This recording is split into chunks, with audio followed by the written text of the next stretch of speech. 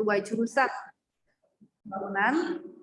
Nah, kemudian yang terhormat Bapak Prof. Apridar yang hari ini sempat hadir, Ibu Vivi Sylvia, dosen EKP yang hari ini baik berhadir secara daring maupun luring. Di belakang banyak nih dosennya yang hadir juga. Kemudian mahasiswa EKP dan mahasiswa program MIE juga semua tamu undangan dari berbagai universitas yang kemarin sudah confirm mau hadir. Nah, yang paling kami muliakan Bapak Jumadil Saputra PhD dari dari University Malaysia Terengganu selaku narasumber kita hari ini. Selamat pagi ya Bapak ya. Sehat Pak? Bapak sehat Pak? Alhamdulillah sehat. Alhamdulillah. Jadi sebenarnya Pak Jumadil ini adik letting kami nih ya, angkatan tahunnya itu masih sangat muda. Tapi kalau kita lihat karyanya ini sedikit saya share ya kepada seluruh tamu undangan yang sempat hadir hari ini. Jadi beliau ini kelahiran tahun 1985 di Tumpok Tengah, Aceh ya. Nah, kemudian beliau ini kuliahnya S1-nya itu di Universitas Maliku Saleh, kemudian melanjutkan masternya di Unsia, jadi memang betul-betul alumni kita ya. Nah, kemudian beliau melanjutkan lagi di University Malaysia Terengganu untuk PhD-nya, untuk gelar PhD. Namun kalau kita lihat track record karya ilmiah atau paper yang sudah beliau buat, aduh luar biasa. Saya sampai tadi sebenarnya saya mau menghitung Pak Putra ya. Saya pikir entah 100 gitu saya sanggup hitung gitu kan. Rupanya aduh luar biasa. Dan ini semua Scopus. Semua Scopus Q4, Q2, Q1 bahkan pokoknya semua Scopus rata-rata. Saya pikir hanya 70 atau 100, rupanya ratusan. Nggak terhitung lagi. Kalau Bapak Ibu nih bisa membuktikan ya sampai ke bawah itu semua tulisan beliau dan itu Scopus.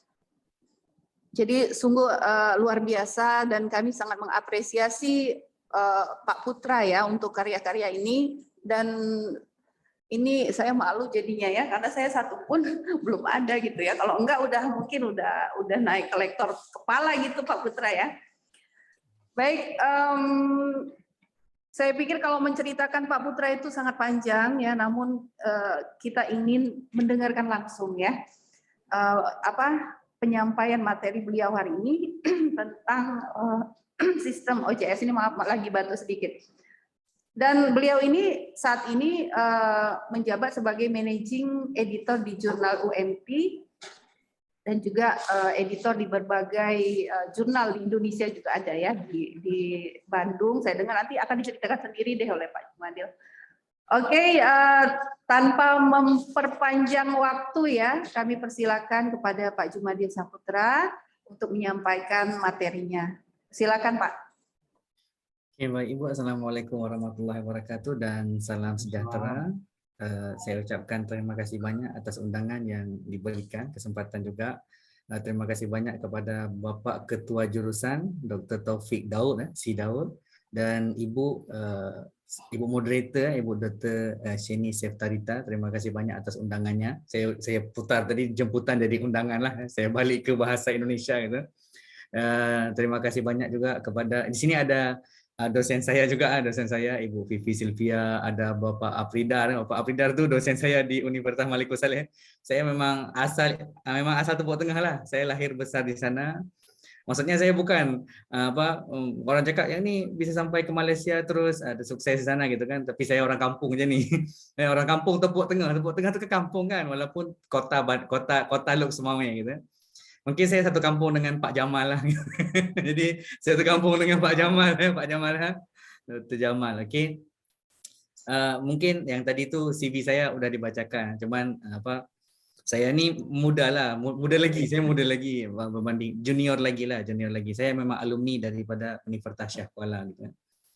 Dulu saya ambil bidang ekonomi keuangan pun saya fokus ekonomi pembangunan pun fokus kepada keuangan juga, sama yang saya buat di UMP. Sebenarnya macam publikasi ini adalah depend on minat sebenarnya. Mungkin saya adalah passionate, dia panggil passionate. Mungkin saya minat apa macam menulis lah, menulis. Jadi dulu-dulunya kan pada saat saya buat S3 tu saya buat fully research. Jadi dari situ saya mungkin merasa macam why not kita disseminate the knowledge gitu kan. Jadi tujuan publikasi ini sebenarnya bukan cari Scopus. Jadi saya sendiri sebenarnya nggak tahu itu Scopus dulunya saat saya buat apa S3 ni, saya juga nggak ada pendedahan tentang apa macam mana Scopus gitu kan, macam mana Web of Science, karena database ni saya mulai mempelajarinya selepas saya terbitkan jurnal gitu. Jadi jurnal pertama saya submit itu saya nggak tahu jurnal Q1, di reject aja saya gitu kan. Ini apa anak-anak pergi submit jurnal ke saya gitu. Jadi itu di reject gitu kan. Karena yang pertama kita tidak pelajari dengan betul gitu. Nanti saya akan ceritakan tentang sistem dia lah. Ya, jadi sistem ini kan kita kan starting from zero. Jadi kita belajar dari natural lah, macam kita coba pelajari sistem dia nih macam mana gitu. Karena sebenarnya banyak aja sistem jurnal. Jadi kadang-kadang sistem jurnal ini ada dia create by apa kita panggil macam kalau orang panggil orang teknik lah, orang teknik informatik. Kalau kami panggil di sini PPTK, orang bahagian teknologi untuk apa? Untuk create admin dia lah. Ada juga yang memang disediakan seperti macam OJS gitu kan. Nah, jadi dulu tuh pada saat saya submit ni kan saya coba mempelajari sistem. Cara submit ni beda-beda gitu. Jadi submission system ni beda-beda untuk setiap jurnal gitu kan. Jadi begitu saya submit ni mungkin pada saat tu dia masih manually. Ada yang submit by email kan. Coba tengok kalau macam most jurnal ni dia akan ada buat submit by email gitu. Karena dia enggak buat sistem untuk macam proper way untuk orang pakai submission, lepas tu proses review, editing, copy editing semua enggak ada. Jadi ada yang manually. Tapi yang saya submit tu dulu by system. Sistem dia macam jelek lah kita panggil gitulah, sistem jelek. Dah zaman dulu kan sistemnya mana ada canggih macam sekarang gitu kan. Jadi sistem dulu masuk metadata macam tu, masuk upload jurnal. Habis tu dia akan keluar dia verify atau tidak gitu. Jadi selesailah dulu zaman-zaman dulu. Nah, sistem yang digunakan oleh yang well established reputable jurnal biasanya dia panggil Scholar One. Kalau macam sering dengar-dengar gitu kan, dia panggil Scholar One lah. Jadi ada Scholar One. Yang sekarang ni yang famous tu OJS lah, Open Journal System. Yang ni macam famous. Sebenarnya kita ni pengennya macam UMT dulu ada. Jadi UMT dulu pakai OJS, Open Journal System. Ini cerita UMT dia punya, kalau tak silap saya dulu ada 3 aja, 2. Jurnal Sustainability Science Management. Rasanya yang ni terkenal lah. Kalau macam Bapak Ibu dosen minat untuk submit jurnal ni, welcome, tak ada masalah gitu. Saya one of part of editorial juga. Jadi namanya Jurnal Sustainability Science and Management. Dia Scopus Q3, Web of Science ESCI. Jadi dia ada double indexing. Jadi indexing ni kalau orang cakap JSM ni dia terbitkan 12 kali setahun gitu, tapi enggak discontinue, pasal takut gitu. Jadi sebenarnya discontinue dengan tak ini adalah daripada proses akademik. Jadi proses review tu adalah proses akademik sebenarnya yang memang jurnal harus jalankan, dan itu dia verified dalam sistem kita. Jadi kalau macam JSM tu dulunya OJS. Jadi dari OJS ni dia transfer tu Scholar One. Jadi Scholar One ni mungkin dia one of part for area system lah. Kalau macam Bapak Ibu ada depan-depan komputer tu buka aja Chrome macam tu, tengok aja area journal system gitu. Jadi satu lagi cari jurnal yang UMT punya JSM, Journal Sustainability and Management. Dia tulis dekat bawah tu dia provide by atau create by Scholar One. Yang itu sistemnya aja mahal. Biasanya dulunya kita cari gratisan aja gitu. Jadi OJS ni yang pertama Open Journal System. Dia free platform lah, jadi free platform kan. Jadi kita rasa macam kampus dia ada hosting sendiri, ingat kampus ada hosting sendiri, dan sangat mudah untuk mengoperasikannya. Dia panggil user friendly kan kalau macam pakai OJS. Kalau macam saya buka yang lain nanti pening juga. Nanti saya ada beberapa contoh sistem dalam sistem yang dibuat oleh Aries juga ada, termasuk OJS lah. Mungkin hari ini saya akan bahas tentang OJS. OJS ni kalau macam sekarang ni banyaklah di Indonesia pakai OJS. Ada yang public punya public university punya atau private university, atau malah yang business business company juga ada gitu. Jadi privately. Dan mostly kalau sekarang ni tengok sebenarnya mana yang lebih sukses lah untuk proses publikasi. Sebenarnya yang publikasi yang nampak suksesnya adalah private company. Jadi mungkin kita rasa perusahaan swasta karena mereka memang professional manage. Jadi mereka ni ada staff-staff, dan yang buat proses review bukan staff gitu. Jadi dia akan appoint kita academician seluruh dunia untuk menjadi bahagian dari mereka punya editorial team. Jadi contohnya yang private company tadi macam Elsevier macam tu kan, mana ada Elsevier University, dia tulis University Elsevier enggak kan, yang dia tulis Elsevier, kan kita tahu itu adalah macam satu buah private company yang database paling besar lah. Elsevier ni perusahaan je, sama macam Willy, Digrita, habis tu apa lagi ya, yang besar-besar lah, Digrita, Saindo, Taylor, MDPI. Yang sekarang ni mungkin banyak kita mungkin mengarah kepada reputable journal, tapi reputable ni memang mahal lah, dia servicesnya memang mahal. Sebenarnya sistemnya yang buat mahal. Jadi saya akan membuat perbandingan kenapa sistem mereka itu mahal gitu. Jadi kalau macam kita kan ada hosting sendiri gitu kan, mereka pun hostingnya berbayar, habis itu dia punya pekerja pun dia bayar gitu. Okey, mungkin saya lanjut ke ini. Saya ceritakan tentang diri saya lah. Saya tahu dah ini orang Aceh ni gitu kan, karena tadi ngomongnya pakai bahasa Aceh gitu. Okey, saya buka aja saya punya slide dulu. Okey, hari ini saya akan diskusikanlah, mungkin saya sharing sedikit lah terkait dengan penguatan tata kelola open journal system. Karena banyak sistem yang saya pakai, open journal system ni yang paling simple lah, mungkin yang paling friendly yang pernah kita buat, walaupun kadang-kadang dia ada start macam kalau macam kita perasan kalau kita pakai OJS ni dia macam tak stable sangat kan, betul kan, dia kadang-kadang tak stable sangat lah menggunakan OJS ni. Tapi it's okay, just nice, karena dia yang pertama free, tak payah bayar. But remember that orang ekonomi cakap there is no freelance. Faham dia maksud dia gitu. Jadi orang ekonomi ni dia tahu sebenarnya platform ni dibuat bukan untuk free gitu. Dia walaupun dia buat open ni free, kita download gitu, tapi kita harus ingat dia akan upgrade dan dalam sistem ni pun dia ada macam donation punya karena mereka ni kan untuk support kita punya sistem boleh donate atau mereka juga memberikan macam platform yang memang apa kita panggil lah upgraded system tu, Teams contohnya, tema-tema yang bisa kita pakai dalam sistem itu. Mereka akan create dan akan sale lah, akan jual. Jadi there is no freelance. Orang ekonomi faham kan, there is no freelance. Kalau benda ni dibuat pasti ada pendapatan yang dia dapat daripada sistem tu gitu kan. Walaupun kita rasa ini gratis lah, bagus gitu kan, tapi yalah platform tu standard platform lah yang kita pakai. Tak ada yang macam advance, tak ada gitu ya. Kecuali kita coba untuk contohnya kita beli contohnya apa kita panggil tadi, dia punya tema gitu, atau kita pakai servis mereka gitu kan. Yalah, tapi hard cost lah. Why not kita yang belajar macam mana membuat, mengelola jurnal ini daripada starting from zero. Dia punya macam kita panggil paparan kan, dia ada macam tampilan dia tu, paparan tu tampilan dia daripada starting from zero, kita create, kita macam mempercantik lah kalau kita panggil, kalau macam sering tengok tu macam mana mempercantik macam tampilan dalam OJS gitu kan. Nah, OJS ni depend dengan kreativitas kita lah. Tapi nanti saya akan ceritakan siapa yang boleh buat itu. Enggak semua orang boleh buat untuk tampilan, mungkin setting jurnal, enggak semua gitu. Okey, kita tengok open journal system. Okey, ini adalah sekejap saya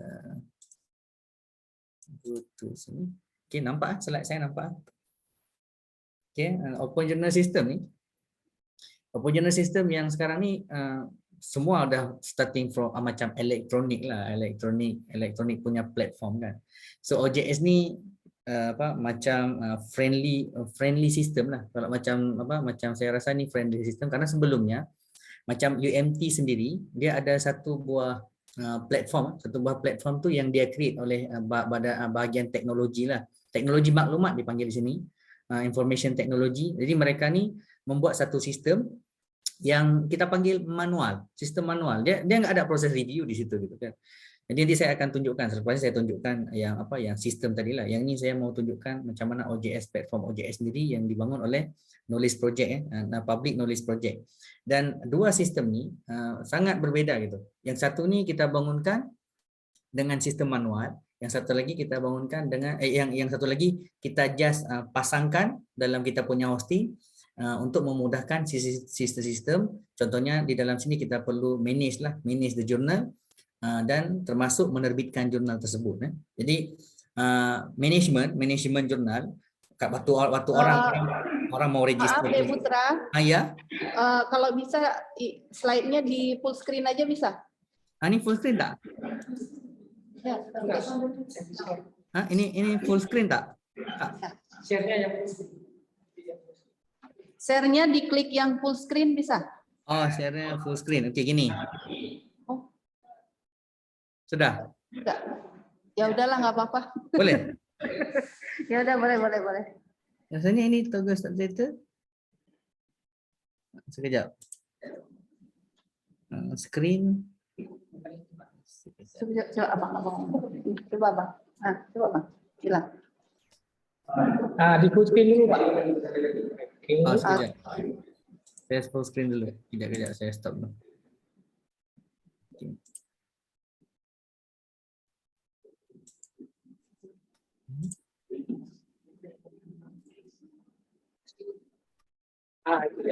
Ya, udah oke. Oke dah. Sudah oke, udah mantap. Oke.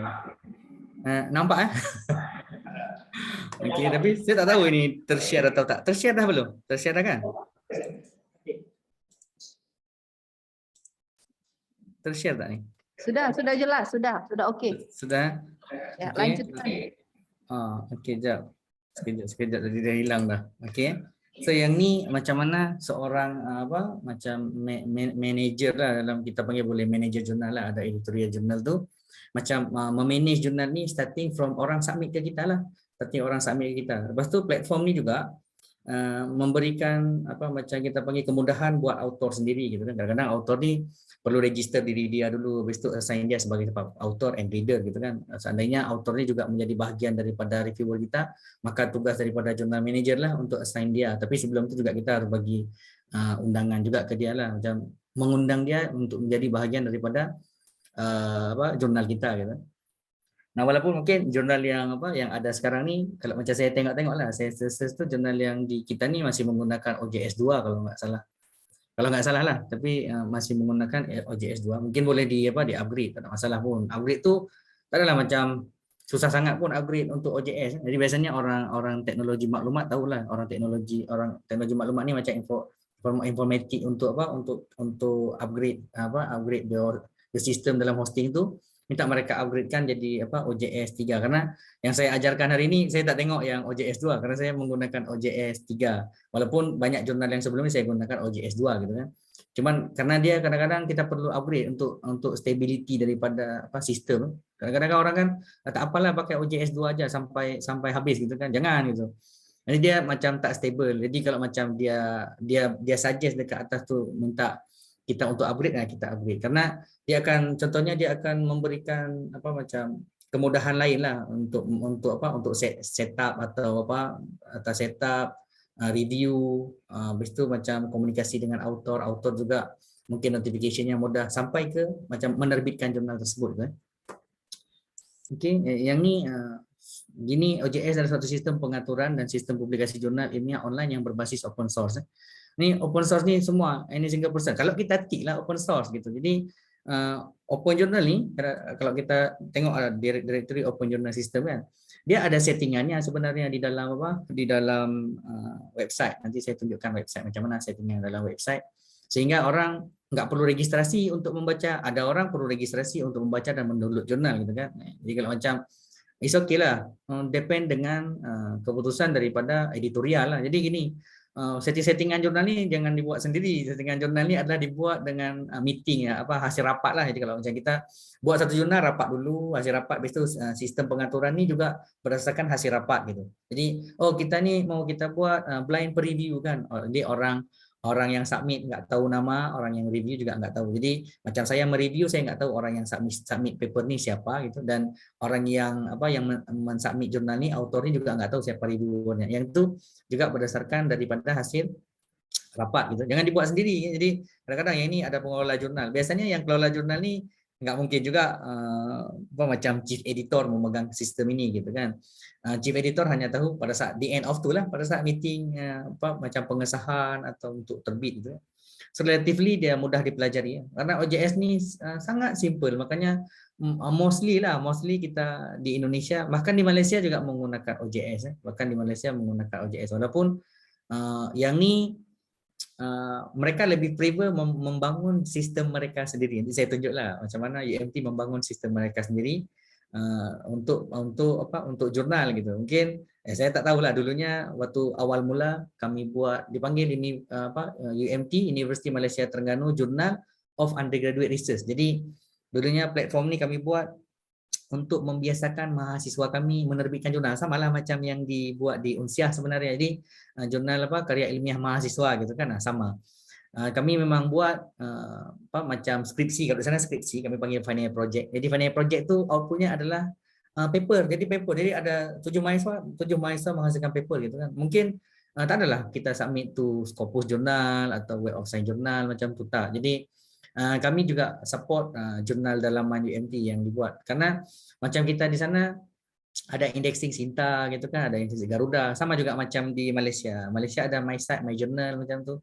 Samalah, dia proses ni juga perlu waktu panjang karena dia minta kita submit dokumen review. Jadi kalau yang dengan sistem lama, yang ni kan OJS ni dia kita panggil history tu ada di dalamnya. Sedangkan yang sistem satu lagi dia nggak ada history, yang sistem tu dia manually. Memang manually kita akan buat, dia submit pun by email, walaupun email dia provide itu adalah email jurnal, contohnya umtjur@umt.edu.my macam tu kan. Yang tu mungkin ada untuk CE, Chief Editor, ada untuk Managing Editor, ME, boleh aja untuk dipanggil ACE lah, Associate atau Deputy lah, Deputy Chief Editor. Nah kita punya semua, dan notification ni kan manually. Kerja kita kan bukan pergi cek itu, kita kan nggak tahu kalau macam orang submit dia tak notice lah dan tak remind pun gitu kan. Nah mungkin banyak missing pada saat orang submit. Yang ini kenapa OJS ni jadi pilihan kita lah, karena mereka udah buat dengan mudah untuk dan buat untuk friendly user dan memudahkan kita untuk trace. Karena yang paling penting adalah trace, mencari tahu yang mana udah submit, kapan dia submit, kapan kita submit untuk review gitu kan. Yang ni kadang-kadang complicated lah, karena saya udah pernah menjalankan ini secara manual.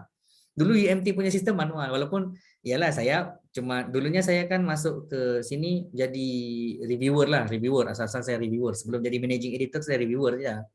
Jadi meeting kan dia peringkat university, level university. Kalau macam jurnal ni dikelola oleh kampus tapi university. Kalau macam kita sana LPPM, rasanya sama.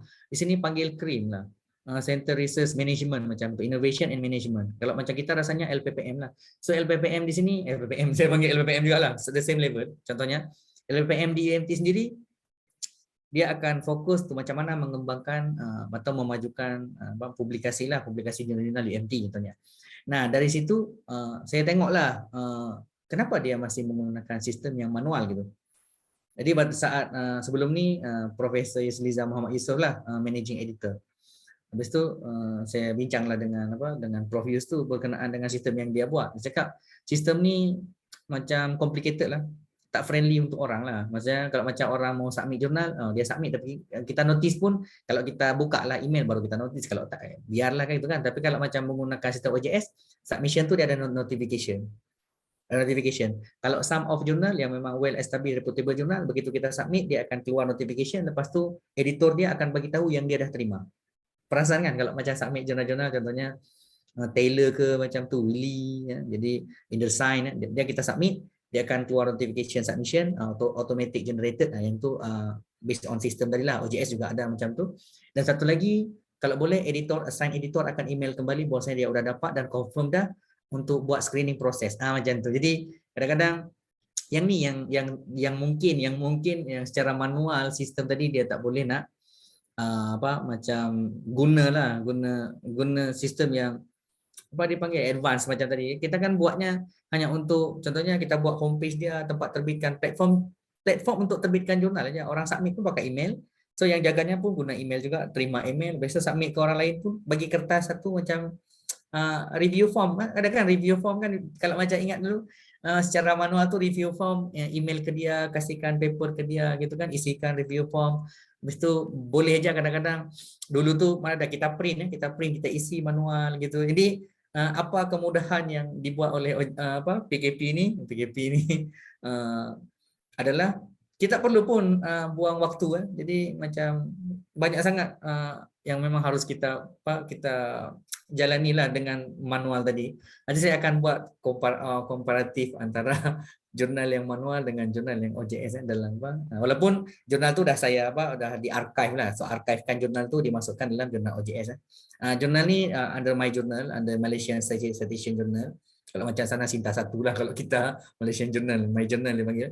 So dia dah transfer dan dia kena dipanggil, kena tukar lah. Nah dia punya homepage lah, hosting tu tetap homepage dalam indexing tu dia kena tukar. Okay, so interface popular and dapat diinstal di server lokal lah. Biasanya server ni bagus pakai yang kalau macam saya pakai tu macam hosting tu, hosting lah macam UMT punya memang ada hosting, UMT.ny tu hosting. Jadi kalau macam sebagai pengelola jurnal tu atau sebagai penulis tu pun harus hati-hati gitu. Jadi ini pengalaman di mana hosting ni kadang-kadang berubah gitu. Hosting ni kalau macam kalau saya akui jurnal tu Unsiah, kalau ada tulis unsiah.ac.id. Tapi kalau bukan dia unsiah.ac.id itu bukan jurnal Unsiah gitu. Jadi kalaupun collaboration tak apa, dia tulis in collaboration on macam tu kan. Tapi kalau jurnal tu asal hostingnya adalah UMT, so dia akan keluar UMT.dy. Saya tunjukkan macam header hosting sendiri gitu. Okay. So yang ni sistem berbasis web untuk menangani keseluruhan proses manajemen publikasi ilmiah, starting from submission, review, copy editing sampai dengan online issue. Nah, some of system tu kadang-kadang dia hanya provide kita sampai dengan copy editing contohnya, atau sampai dengan preview proses je. Ada submission, preview proses, dan copy editing kita buat, lepas tu kita submit to macam editorial journal system. Bukan kita, bukan bagian dari kita. Submit ke dia, dia akan create issue tadi. Tapi OJS sendiri dia punya advantage adalah kita boleh create sendiri issue by issue, volume 1, issue 1, volume 2, volume 1, issue 2, volume 1, issue 3. Itu kita boleh create sendiri, dan kita boleh juga macam kita panggil backdated lah, backdated publication boleh. Jadi contohnya saya ada platform yang udah lama, so saya gunakan platform baru, saya buat backdated boleh. Ya, biasa saya indexing semula, walaupun hosting tu akan berubah nanti. Hosting maksud saya server jurnal yang dia detect dari Google Scholar ke Copernicus ke, dia akan berubah semua karena saya buat, dia panggil poverty dalam Google Google platform. Ada Google platform untuk detect kita punya link lah. Ya. Kalau tak, begitu kita buka jurnal tu tak nampak. So kita kena buat property dalam Google namanya, saya tengok lagi. Okay. So yang ni why OJS. Yang inilah kenapa kita lebih memilih OJS tadi berbanding dengan yang manual. Dah lah payah, ambil waktu lagi. Habis tu perlu teliti karena submission ni kadang-kadang banyak. Macam jurnal UMT. Jurnal UMT ni adalah Journal of Undergraduate Research. Setiap department wajib menghantar satu. Jurnal Undergraduate Research ni dia multidisciplinary semua. Jadi kalau ada di sini UMT ni contohnya ada 23 contohnya, 23 department macam tu, atau satu fakultas ada 7 department, tak cakaplah ada 30-an macam tu. So 30-an ni mereka memang dipilih yang terbaik, 10 terbaik untuk submit. Jadi kalau 10 kali 30 dapat 300 kan. Jadi saya setiap tahunnya ada 300 paper. Yang ni adalah strategi lah kenapa kan kami tengok, kami tak adalah macam fokus to Scopus, kecuali yang memang luarannya. Kalau di Indonesia panggil luarannya Scopus. Jadi yang luaran Scopus atau Web of Science biasanya daripada research dari dosen lah. Dosen punya research, dan mungkin some of dosen ni tahu level of tulisan. Jadi macam contribution knowledge daripada paper tadi dia tahu gitu. Nah, tapi untuk anak-anak S1 ni biasanya dia menulis secara sistematik lah. Dan proses review pun tak seketat mungkin review di yang jurnalnya international indexing lah. Tapi kita buatlah proses review tu. Kalau nggak percaya tengok aja dalam contoh kita lah, kita sebagai reviewer, coba tengok komen, kita tengok lu jurnal gitu, kita tengok indexing dia gitu kan. Kalau Scopus memang kau lah orang panggil, memang ketat lah. Jadi tak nampak dia punya novelty, I cannot see your novelty. Habis tu this not systematic written. Kita komen sebiji, kadang-kadang ada siap tu ada page lagi, line juga ada. Kalau ingat saya, kalau macam MDPI tu siap line by line, maksudnya baris by baris kita komen. Yang ini penting. Jadi karena memang perlu efektif tadi, submission tu kita detect submission berapa banyak. Kalau ada 300 tu macam mana? Mau fikir orang ni udah remind belum? Dia dah submit, dah terima. Kita pun dah email dia dah terima gitu kan, ada 300 dah terima. Karena yang submit ni biasanya dosen. Kan? Jadi 10-10 tu tadi tu 10-10-10 adalah dijaga oleh, kalau kita di sana saya tak tahu siapa yang jaga. Di sini panggil penyelaras untuk final project skripsi lah. Jadi ada satu orang dosen yang akan macam mengelola skripsi untuk satu departemen. Jadi nanti kirim ke dia, maka dia yang akan tahu nilai-nilai mahasiswa. Habis itu daripada nilai-nilai itu minta dosen pembimbingnya untuk kirimkan jurnal ke dia, provide based on the platform template jurnal, kirim ke dia. Habis itu dia ni 10 orang dosen tadi tu kirim ke dia, misalnya satu orang 10, maka dia ni sajalah yang komunikasi dengan jurnal editor tadi untuk dapatkan paper. Nah, yang ni begitu dia kirim, saya pun kena email ke submission tadi lah, submission ke author bukan ke dia gitu. Jadi saya just CC ke dia, bayangkan aja kalau ada 300 gitu.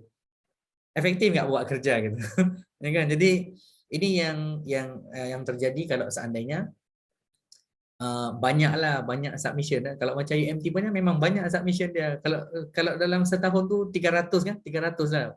Paling sedikit dalam 250 setahun. Itu jurnal undergraduate research. Jadi kami pun tak publish semua. Jadi maksudnya macam ni, kadang-kadang kan ada apa dipanggil autornya lah. Autornya mungkin tak terus baiki, habis itu disubmit, atau reviewernya tak review. Nanti saya ceritakanlah. Jadi sistem OJS ini kenapa kita gunakan, karena dia efektif dan efisien lah. Jadi daripada apa yang saya buat, karena pengalaman saya ni memang lamalah menggunakan sistem yang manual tadi dengan bantuan ini Excel. Dengan bantuan Excel gitu. Jadi sama juga macam surat SK kan, kita kalau minta orang lantik kan kita buat email kan, email tu juga harus kita notis manual. Bayangkan aja semua sistem tu manual gitu. Contohnya accepted dalam mungkin 15 paper gitu kan. 15 paper tu bukan sekejap kerjanya gitu. That's why di dalam situ ada chief editor, ada deputy chief editor, ada managing editor. Teman yang biasa banyak kerja ni managing editor lah. Kalau tanya siapa yang paling banyak kerja, managing editor. Dia manage jurnal tu managing editor lah. Cuman any single decision atau apa dia kena communicate dengan chief editor dengan deputy chief editor lah. Dan sekali lagi biasanya kami akan buat macam rapat dengan editorial team. Jadi sebenarnya editorial team bukan taruh nama aja gitu. Taruh nama aja. Jadi kita buat rapat macam mana kita bangun jurnal kita, macam mana kita buat promosi, macam-macam lah untuk bisa kita kembangkan kita punya jurnal. So ini adalah jurnal baru sebenarnya, OJS Universiti Malaysia Terengganu. Ini ada 3 platform. Yang paling tua tu kalau macam yang daripada 3 ni adalah UMT JUR. Di sini jurnal di bawah university, bukan di bawah fakulti. Jadi jurnal ni di bawah university. Contohnya jurnal Sustainability Science and Management tu di bawah penerbit UMT. Dipanggil UMT Press macam tu kalau macam kita UMT Press lah. Jadi dia tak buat di fakultas. Saya rasa seharusnya buat di bawah fakultas gitu kan. Jadi macam fakultas boleh mengelola secara profesional lah. Habis tu publication tu dia pun bisa fokus lah buat tentang, contohnya yang satu tu jurnal business GBSD Social Development, Journal of Business Social Development GBSD. Yang itu dah pakai Scholar One juga lah, GBSD ni pakai Scholar One lah. Dan rasanya belum Scopus, cuman Asian Citation lah, ACI, Asian Citation macam tu. Habis tu Malaysian Citation, tapi tak ada Scopus lagi. Tapi dia dah guna Scholar One lah. Maksudnya mungkin macam dulunya funding tu banyak, mungkin dia boleh bayar lah untuk sistem Scholar One. Scholar One ni mahal kan? Kalau saya tak suggest lah pakai Scholar One. Tak saja pakai Scholar One karena mahal. Why not kita pakai OJS dulu? Tapi saya ceritakan ada kelemahan sebenarnya yang harus kita ketahui lah kalau kita pakai OJS ni. Kalau macam kita takutnya ada some of scammer sekarang banyak. Jadi jurnal ni juga one of part business oriented orang lain lah. Kita tak tahulah siapa gitu. Tapi as academician kita keep benda tu sebagai one of ethic lah, sebagai kita punya profesi gitu kan. Okay, so di sini ada 3 jurnal ni. Tak takut jurnal ni tak adalah Scopus. 3 ni bukan Scopus. Walaupun pada saat hasil rapat gitu kita memang tujuannya akan submit ke Scopus. Kalau tengok 2018, form 2018. Maaf, itu slide-nya nggak jalan atau memang masih posisinya di pertama ya? Ah, gitu ya? Oh, sepatutnya jalan dah. Aduh. Belum jalan nih. Oke, sekejap saya jalani dulu lagi. Ayo, oke sekejap ya.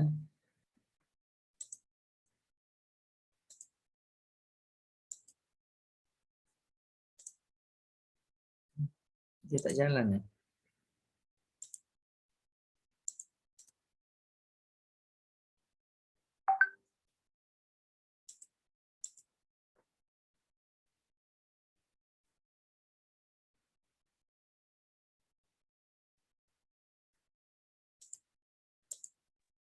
Oke, itu udah jalan. Oke, jalan ya. Oke.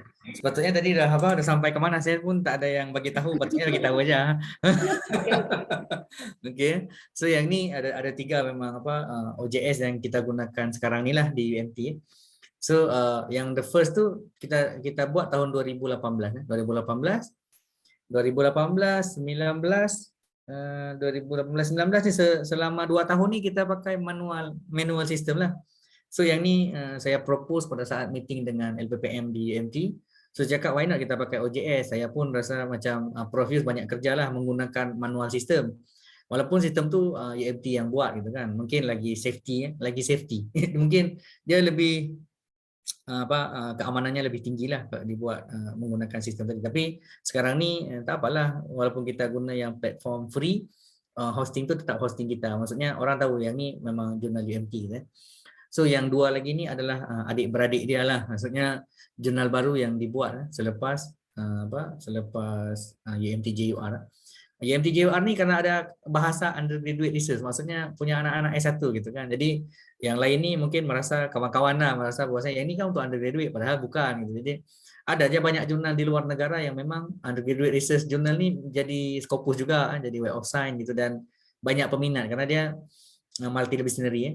Dan apa yang adik-adik beradik ini dia pun ikut membangun jurnal sendirilah. Kita support lah kan, kita support. Cuman macam tadilah, karena platform ni nggak bisa menanggung semua submission tadi. Coba bayangkan 300 dia cuma boleh terbitkan berapa aja. Contohnya kita paling sanggup buat penerbit ni satu buah departemen, mungkin ada 7 orang pekerja, mungkin 3 orang yang buat copy editing karena di sini banyak rule, kita nggak buat semualah, yang lain tu penerbit buat. Kalau di satu jurnal ni nggak akan bisa semuanya dalam 300 setahun untuk terbitkan, nggak sanggup dia akan nyerah juga, orang press sendiri akan menyerah untuk membuat itu semua dalam satu tempat gitu kan. Nah, jadi kita pecahkan, kita sharing lah. So kita sharing the paper lah, sharing the paper tu yang jurnal lain untuk pastikan dosen ni mencapai BKD dia. Jadi kalau di sini panggil SKT, sasaran kerja tahunan kan. Udah submit jurnal lambat pula keluar gitu kan. Pening kepala kita nanti waktu sampai BKD macam mana mau ngisinya gitu. Jadi sehingga platform ni juga dikembangkan lah, ada platform baru dengan 2 jurnal. Dan untuk UMT sendiri buat jurnal ni bukan mudah gitu. Jadi perlu proses yang panjang. Jadi waktu propose, jadi kita bawa kertas cadangan itu sehingga baru boleh dia buat macam jurnalnya. Jadi nanti yang buat jurnal ni ada admin editor lah, kita tak ada orang admin je, orang staff lah yang buat jurnal ni. Okey, ini OJS user, ada user sini, ada author, managing atau editor, ada reader. So dekat sini kita tengok penulis dan pengelola jurnal harus terdaftar sebagai user di OJS. Yang inilah macam user ni harus terdaftar ni. Kalau seandainya jurnal tu manual, macam mana daftarnya? Enggak ada kan. So siapkan jurnal, submit by email. Jadi kalau macam OJS ni, that's why saya cakap dia friendly. Kita ni sebagai penulis daftarkan diri kita ke situ. Jadi kita daftarkan diri kita gitu. Boleh je kalau macam saya nak hands on, nanti saya akan hands on mengikut yang inilah ya. Jadi daftar diri kita. Lepas tu kalau pengelola pun sama. Jadi pengelola jurnal ada admin jurnal. Admin jurnal ni boleh createkan untuk kita atau kita create sendiri, dia akan assign the rule. Boleh ya, tak ada masalah pun ya. Lepas tu ada pembaca artikel. Biasanya pembaca artikel ni ada banyak sistem lah, karena depend on kita punya configuration, settingan dalam jurnal. Ada some of jurnal tu biasanya tidak perlu register lah untuk baca, open freely, jadi siapa aja boleh buka, baca, download gitu kan. Tapi ada satu lagi tu dia ada syarat, register dulu baru boleh baca, register dulu boleh baca, download, tapi harus register, wajib register lah gitu. Kalau macam yang most jurnal sekarang ni mostly tak adalah. Jadi any single person boleh buka, baca without registration gitu. Kita biasanya kalau kita register ni untuk submit jurnal aja kerana kita rasa kita perlu account, atau ada undangan untuk mereview paper atau undangan jadi editorial. Biasanya kita akan register. Ya kadang-kadang kita macam nanti je lah kan, jadi tak register lah. Kadang-kadang nanti kalau macam dalam meeting tu tengok dalam user tu tak nampak, maka kami bincang based on list yang kami dapat, nanti minta admin editor atau siapa yang co-admin editor untuk registerkan, dan notificationnya masuk ke author lah. Jadi masuk ke author ni tahu bahwasanya dia udah terregister, atau submission tu dia on behalf of author, admin editor buatkan, dan dia akan notice ke si author tadi. Pokoknya author ni akan dapat karena email ni dimasukkan email dia lah. Okay. So yang ni user author, atau boleh saya buat hands on aja biar nampak gitu kan. Rasanya better saya buat hands on. Saya end slide. Saya end slide dulu boleh Saya end slide. So saya buat hands on biar nampak sebenarnya macam mana sistemnya. Takut nanti dah ni blur lah macam mana sistem yang manual, macam mana sistem yang OJS gitu. Jadi saya dah buka dah yang ni, saya share dulu sistem yang OJS kejap. Just minute. Saya buka dulu yang OJS punya UMT.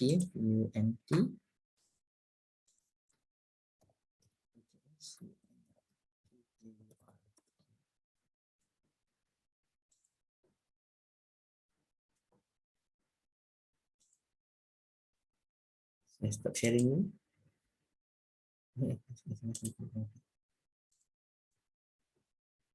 Ni dia. Okay, yang ni yang saya tunjuk ni adalah platform OJS. Jadi UMT JUR yang saya tunjukkan, nampak yang ni Nampak ya Ibu Shani Jadi kalau tak nampak bagi tahu. Tak nampak lah gitu Okey, yang ni adalah platform OJS UMT JUR. Walaupun kalau macam kita lihat di sini ni sebenarnya ada banyak aja jurnal dalam sini. Yang tadi itu semua di bawah platform yang sama gitu. Jadi cara kita identify itu kita enter, so dia akan jadi gini. So open journal system. So ada beberapa jurnal dekat sini ya. Jadi ginilah dia jurnal Maritim Logistik kan. Journal of Mathematics, Science and Informatics kan. University Malaysia Terengganu, Journal of Undergraduate Research UMT-JUR lah. Nah ini salah satu dia ada lagi. Okay, saya stop sharing. Ini yang automatically menggunakan sistem OJS. Satu lagi tu yang manual. Saya tunjuk yang manual yang memang kami pakai, cukup struggle lah memakai sistem yang memang tak friendly kan, UMT-JUR tak friendly lah sistem ni. Sistem ni memang di-create oleh yang technical lah. Yang ni saya share lagi. Saya tunjuk, tak apalah, sama aja platform tu, cuman kerjanya banyak. Jadi kerjanya banyak gitu. Okey, saya share yang ni. Okey, yang ni Yang ni adalah platform manual. Kita nampak dari hosting dia pun tahu. Hosting ni yang di atas ni nampak hosting ni. Saya highlight yang hosting ni. Hosting ni adalah hosting yang dibuat manually. Dia tulis https umtjur.edu.my macam tu. Yang ni semua ni kalau macam tengok tahun berapa ni 2018 starting from 2018 volume 1 kita klik gitu, kita klik. Dia akan buat gini. Nampak tak ni manual kan? Manual. Walaupun di dalam sini ada link, di dalam sistem ni ada link untuk kita upload jurnal kita. Kita upload jurnal. Tapi yang ni sistem ni memang manually kita buat. Yang ni tak apalah, list of content ni mudah kita arrange. Yang susah tu apa? Yang susah tu adalah macam mana kita membuat proses review lagi untuk remind author ini tu. Ini yang jadi dia tak friendly, dan kadang-kadang rentang waktu tu jadi panjang. Kan? Jadi menggunakan sistem ni harusnya membantu gitu. Kalau menyusahkan jangan pakai ya. Macam mahasiswa sekarang buat dulu-dulunya, kalau saya dulu lah waktu saya buat S2 dulu kan pakai referensi manual aja, tengok Google Scholar atau apa gitu, copy paste gitu kan. Sekarang ni ada Mendeley, ada EndNote gitu kan. So, sistem tu bagus untuk untuk mempercepat, mempermudah si mahasiswa juga dalam membuat citasi accurately, secara akurat gitu, dan tak lupa ada di dalam body of paper, tak ada dalam reference gitu. Jadi the same lah. So functionnya adalah untuk memudahkan kita. So UMT-JUR ni walaupun di sini saya tengok sampai volume 3 nombor 4, ini last lah. Jadi yang ni di archive ni, previous issue ni, yang archive dekat sini saya dah pindahkan ke dalam platform yang baru tadi, yang yang UMT-JUR tadi. Saya stop dulu. Jadi saya buat ke dalam yang UMT-JUR yang ni gitu. So dia dari archive lah, dari archive ke tempat yang baru. Okay, yang ini tempat yang baru. Okay, sama dia bentuknya sama, warnanya kurang lebih sama, cuman hostingnya beda. Kalau macam kita tengok dekat sini, dia buat jurnal kan, https journal.umt.edu.my. Ini ada jurnal ni, kalau macam kita buang the end of the slash tu, kita buang UMT.jur, so dia akan tunjukkan jurnal dalam UMT. The same like jurnal di Unsia. Contohnya saya tunjuk jurnal di Unsia. Saya ada buka jurnal Unsia. Okey, yang ni jurnal yang di Unsia lah. Tapi tak tahulah, yang ni rasanya memang dia tak update lah. Jadi sistem ni memang tak update lah. Saya ni jurnal sistem yang lama, tapi boleh diupdate. Kalau macam minta admin administrasi staff lah sebenarnya yang tahu sistem ni untuk upgradekan daripada OJS 2 tadi tu ke OJS 3 lah. It's okay karena memang user friendly kan. Tapi takutlah hilang isinya gitu. Tak, dia tak hilang pun. Kita backup je, minta dia backup. Nanti minta dia backup. Ni ada some of jurnal ni saya tak tahu dia aktif atau tidak gitu. Tapi kalau yang ni dia ada, nampak jurnal ilmiah mahasiswa pertanian gitu kan. Jurnal ilmiah mahasiswa veteriner. Jadi yang ni mungkin aktif lah. It's okay sebenarnya. Cari yang gratisan dulu nggak apa-apa gitu. Cari je yang gratis dulu.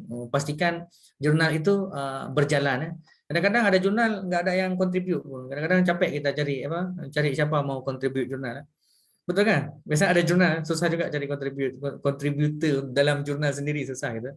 Sebenarnya yang ni adalah tolong menolong lah. Nanti kalau udah Scopus kan dah tinggi demand gitu kan. Jadi tolong menolong lah. Kalau boleh jurnal usia ni macam tadi lah, buat strategi kalau boleh mahasiswa ni submit ke kita atau macam mana lah, macam mana bagusnya. Dan tanda petik saya biasanya akan menggunakan, sebenarnya jurnal ni adalah platform disseminate knowledge kan, bukan untuk indexing aja lah. Macam satu-satunya kalau kita kan cari Scopus je, walaupun saya banyak Scopusnya, banyak Web of Science-nya, tapi saya juga banyak jurnal-jurnal yang diindeks, Copernicus contohnya, MyStat, MyJournal ada juga. Jadi tak semua jurnal saya tu diindeks dengan Scopus, walaupun ialah sebagai dosen saya ada BKD saya sendiri gitu kan, tapi taklah semua saya aim to Scopus karena tengok level of paper tadi lah, tengok paper tu labelnya setinggi mana, saraf dia boleh jadi boleh jadi diindeksingkan sama Scopus, cukup layak tak gitu kan. Okay, yang ni saya coba buka yang jurnal saya ada ini Ekonomi Kebijakan Publik Indonesia. Nah, ini jurnal Unsia. Sekejap saya share lagi. Jurnal ini pun rasanya ada saya ada gitu. saya ada. So saya ada bagian daripada jurnal ini, Ekonomi dan Kebijakan Publik Indonesia, dan sistem ni juga masih OJS 2 yang ni. Saya nampak daripada sistem masih OJS 2. Kalau kita lihat di sini yang kontributornya pun tak banyak gitu. Jadi kontributornya 2. Saya tak tahulah 2 aja yang siap atau macam mana. Kalau macam pengelolaan ini professionally, biasanya kami akan assign berapa setiap volume dan isu. Jadi sistem ni yang akan uruskan tu ada admin editor. Cuman jumlah publication ni harus kita contohnya kita tetapkan dalam satu isu berapa ya, 5 atau 10 gitu, atau standardnya more than 5 lah, 6 boleh, 7 boleh, less than 10 boleh. Jadi tapi kita assign lah. Tapi kalau macam kontributornya tak banyak gitu kan, bisa saja orang submitnya banyak, mungkin tak selesai, tapi itu boleh dievaluasi lah. Nanti mungkin chief editor atau deputy chief editor, managing editor evaluasi balik lah terkait dengan publikasi. Quite good lah. Cuma kalau sistem lama ni ada sama aja sistem ni, tak beda pun. Ada tempat untuk untuk kita panggil create the review form ada je. Lagi saya tunjuk. Okey. Ini dah saya tunjukkan yang platform-platform yang yang ada yang menggunakan OJS di UMT dengan di Unsia gitu kan. Jadi yang tadi tu salah satunya saya ambil yang EKP lah, ekonomi dan kebijakan publik Indonesia gitu. So salah satunya platformnya cuma beda dipanggil version lah, version 3 dengan version 2 gitu kan. Mungkin yang tu mudahlah, suruh upgrade je. Jadi kalau macam tengok yang saya buka ni memang bedalah sistemnya, karena dulu sistem OJS 2 dengan sistem OJS 3. Semalam tu saya dah cuba buka yang yang saya daftarkan di Jurnal Mahasiswa Ilmu Mahasiswa EKP tu. Saya tengok karena dia OJS 2, mungkin Bapak Ibu boleh minta yang ahli sistem untuk rubahkan dia atau upgrade dia menggunakan yang OJS 3. So OJS 3 akan tampilannya akan nice lah, ya, macam cantik gitu, cantik dan bagus. Contoh, so ni saya masuk login, saya login sikit, saya login dalam saya punya OJS lah. Ini di apa, di UFTKUR lah, Universiti Malaysia Terengganu. So di sini ada editorial team. Saya tunjuk dulu editorial team. So editorial team ni, kalau kami ramai lah. Associate editor ni ramai dan dia ada bidang masing-masing. Ini tujuannya untuk pastikan siapa yang akan jadi editor dan cari reviewer lah. So kita pun pengelola jurnal enggak pening ya. So di sini ada homepage, ada about jurnal, editorial, submission, privacy, ada register, ada login, ada current issue, archive, announcement, ada contact gitu. So yang ni standard lah. Ini dipanggil, kita just modify mana yang kita rasa lebih nyaman menggunakan yang untuk paparan ni, macam tampilan ni. So mungkin orang macam contohlah saya registerkan ni. So kita boleh directly create or connect your ORC ID. Kalau dah ada ORC ID, just connectkan dia. Kalau tak ada, boleh kita create lah. Kita create kita punya account untuk boleh buat proses submission, atau kita mungkin jadi bahagian daripada reviewer dia gitu. Nanti saya tunjuk, kalau macam saya sendiri adalah journal editor kan, so saya akan masuk as journal editor dulu. Saya tunjuk dia punya tampilan, settingan dia gitu. So saya punya tulisan.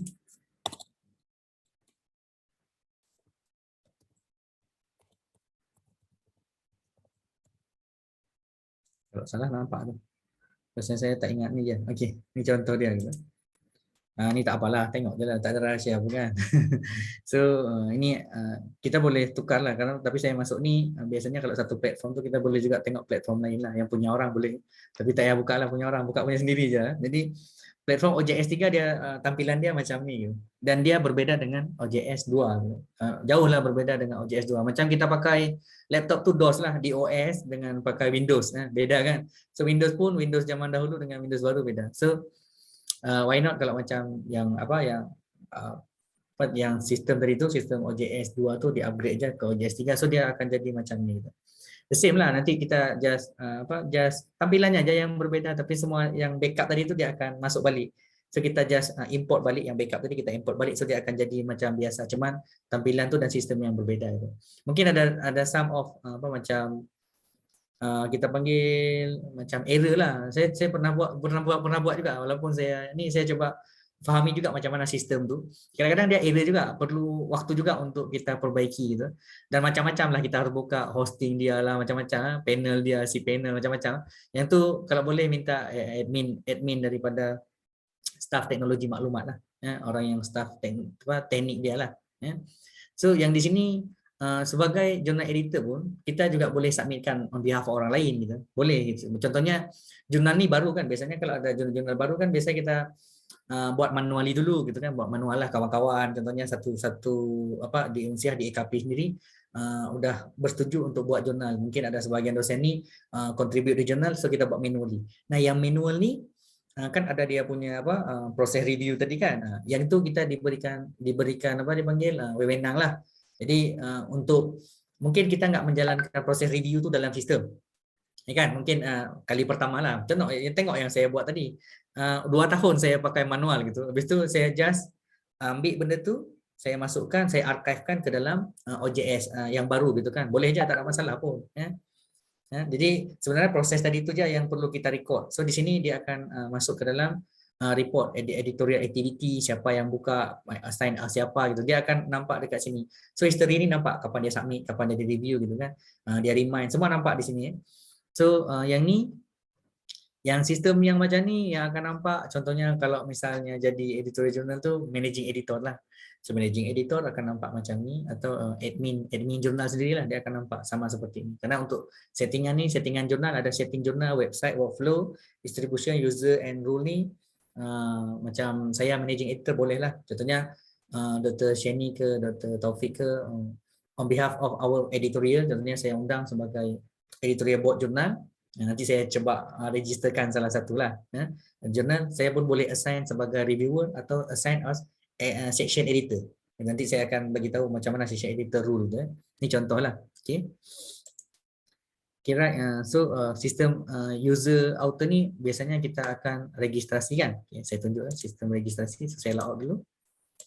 Saya register, saya minta maaf, saya minta izin untuk guna Ibu Sheni punya inilah, Ibu Sheni punya account lah. Saya buatkan Ibu Sheni punya account ya. Boleh? Boleh Ibu Sheni? Boleh. Boleh sangat, boleh sangat. Ya, ni saya minta izin dulu ya. Ini saya letak given name. Kadang-kadang di sini boleh letak given name ni, boleh letak keseluruhan nama, enggak apa-apa. Karena kalau dia letak star itu wajibnya dekat situ je, tempat lain tak wajib, sunnah gitu.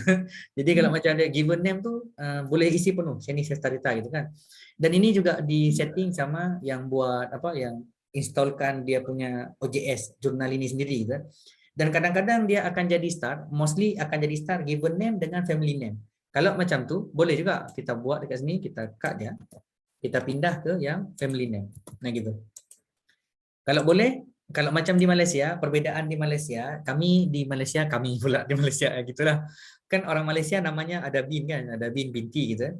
Contohlah Dr. Mahirah Kamaluddin ya. Kamaluddin itu nama orang tuanya. Jadi that's why dia bagi given name satu nama. Jadi Mahirah binti Kamaluddin gitu. Kalau macam kita Indonesia kan ada nama belakang kan, nama ini nama kita, sedangkan orang di Malaysia nama ini ada nama ayahnya di belakang itu, family name. Jadi kadang-kadang mereka pada saat kita buat citation ni jadi macam ayahnya yang menulis, jadi Kamaluddin M Mahirah gitu kan. Mostly mereka pun udah merubah cara untuk buat citasi atau buat create dia punya account. Dia rubah nama dia jadi Kamaluddin Mahirah. Dia balikkan sehingga nama dia di depan, nama ayahnya di belakang gitu. So kalau yang ini kita tak apalah, mau Seftarita C ke gitu atau Sheni Seftarita, Sheni S, tak ada masalah macam saya. Kalau tengok-tengok dalam sistem tu, ada sistem akan baca saya Jumadil Saputra, ada sistem baca saya Jumadil S, ada Saputra J, ada Saputra Jumadil, ikut suka dia lah. Yang penting saya jugalah, karena email tu dia identify sebagai saya gitu. So afiliasi ni biasanya lebih boleh departemen, boleh fakulti. Biasanya pakai fakulti, universiti boleh, tak ada masalah pun. Nah, untuk lebih detailnya kita pun boleh update profil tu di bibliografi kita kemudian lah selepas ini gitu. Saya ambil bahagian dari Fakultas of Economic and Business Universitas Shah Kuala gitu. Rasanya yang ini semua orang pernah buat, tak ada masalah pun, semua orang pernah buat. Okay, email ni juga saya minta maaf, saya ambil juga tadi. Okay, saya ambil ini. Saya guna yang unsiah. Okay, saya ni @unsiah.ac.id, betul lah Ibu ya? Betul Ibu macam ni? Betul. Okay, saya guna Sheni. Saya guna Unsiah. Okay, untuk register account ni, sebenarnya saya boleh register je sebagai journal manager, journal editor ni. Saya boleh je register directly menggunakan account saya, boleh. Tapi ini saya assume, saya buat andaian bahwasanya registrasi ini dibuat oleh si author sendiri. Macam mahasiswa kan harus tahu macam mana sebenarnya dibuat account ni, registrasi account ni. Nanti notification ni akan masuk ke author gitu. Ini notification ni akan masuk ke author. Contoh yang ni saya ikut nama lah. Saya ikut nama Sheni Seftarita. So, saya pun ambil Sheni_Seftarita untuk username. Tapi boleh je Sheni je pun tak apa juga. Tak ada masalah. Ni contoh je. So saya create lah password lah. Saya create password combination lah. So saya combine, saya create password sekejap.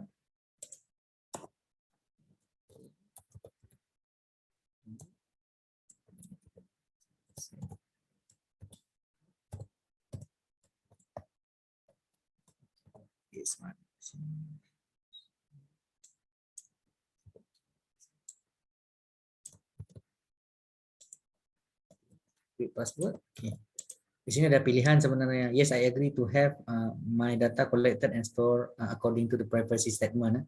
Privacy statement ni sebenarnya data-data di sini hanya digunakan untuk jurnal. Itu je privacy statement. Maksudnya dia tak pakai untuk business lah, tak ada. So kita pun agree je. Kalau macam takut tu, klik dulu lah dekat sini tengok apa privacy statement dia. Takut privacy statement ni nanti kan tanah-tanah rumah kita ambil dia. Jangan. Jadi biasanya jurnal ni menggunakan data kita, email kita hanya untuk proses jurnal lah. So yeah, I would like to be notified of a new publication announcement. Kalau seandainya jurnal ni menerbitkan jurnal, so dia akan notify kita. Contohnya, it's okay lah, kerana kita tahu, biar tahu sebenarnya jurnal ni berapa kali setahun dia keluar dan udah publish atau belum ke. Habis tu kalau dia cakap yes I would like to be contacted with requested to review submission to this journal, contohnya kita pun maulah kalau macam jurnal ni kontak kita, memohon kita sebagai reviewer on behalf of jurnal tu, kita sebagai reviewer lah. So dia pun minta kita isi review, dipanggil reviewing interest. Maksudnya ini tengok bidang kita lah. Kalau macam saya atau macam Ibu Sheni contohnya apalah, economic development contohnya lah, umum lah economic development contohlah. Boleh isi lebih daripada satu, tak apa, economic development atau econometric lah, econometri, apa lagi lah, kuantitatif lah, kuantitatif economic contohlah, macam-macam lah. Boleh isi je apa-apa yang ada ya. So selesai. Habis tu kita pun klik register gitu. Okay, terus dia akan masuk macam ni. Registration complete. Thanks for registering. What would you like to do next? Dia cakap nak buat apa? Mau buat apa selanjutnya gitu. So kita pun tengok view submission. Yang ini adalah paparan tampilan lah sebagai kita sebagai author. Enggak banyak karena kita author aja gitu. Jadi kalau kita author, kita boleh buat submission process. Tak apa. Saya bagi contoh juga. Saya coba submit juga walaupun submissionnya enggak ada isi gitu. Jadi saya buat submission contoh ni sebagai author kita mau submit jurnal. Jadi submit jurnal macam di inilah. Sekejap saya tutup dulu. Saya share saya punya slide. Nanti kan tak nampak dekat mana dah ini. Okey ni contohnya. Saya sebenarnya mau share yang ni. User author registration dengan email yang valid. Tadi saya dah buat registration dengan email yang valid sebagai author lah. So menyiapkan artikel yang sesuai author guideline. Yang ni penting. Jadi kadang-kadang tapi baca dulu. Ada jurnal memang dia enggak syaratkan untuk mengikuti guideline dia. Ada jurnal dia tak syaratkan. Ada macam maksudnya enggak perlu menggunakan template dia. Maksudnya template dia enggak perlu gunakan template dia, tapi mungkin secara umum dia dah guide kita menggunakan, contohnya menggunakan Times New Roman 1.5 spacing dia 1.5 gitu kan. Habis tu font dia mungkin 12. Jadi dia bagi syarat mungkin sampai dengan 6.000 hingga 8.000 patah perkataan wording macam tu. So yang ni jelah syarat dia. Mungkin tak perlulah masuk ke dalam dia punya template. Misal lah jurnal tu tidak menggunakan template.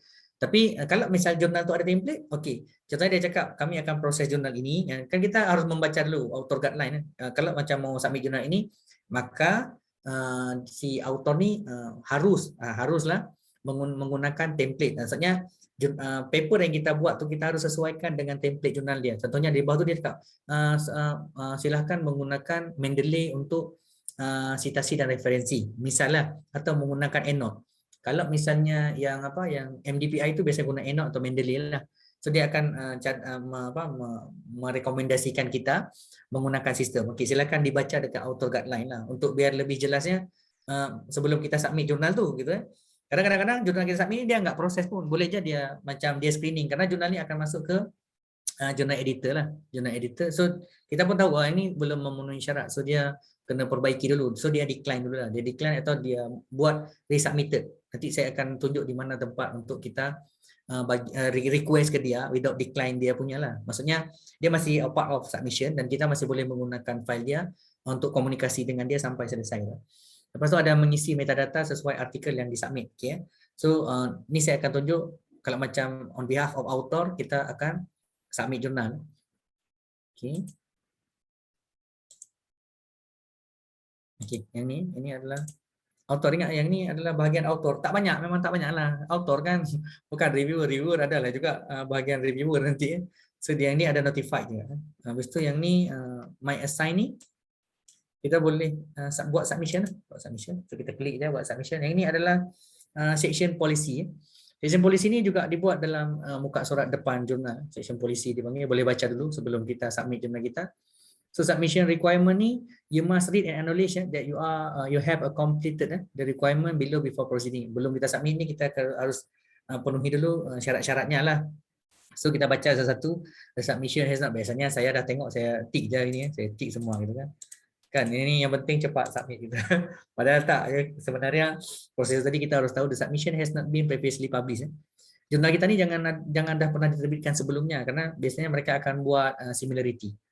Dan similarity ni siapa pula yang akan proses oleh penerbit lah. Biasanya jurnal ni ada bahagian admin jurnal. So ada penerbit lah. Kalau kita panggil press lah, dipanggil apa di sana kalau di apa di Indonesia, saya tak pasti.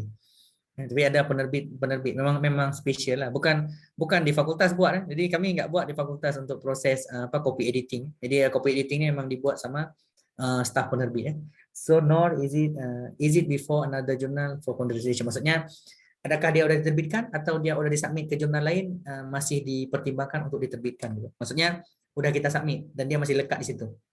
Okey.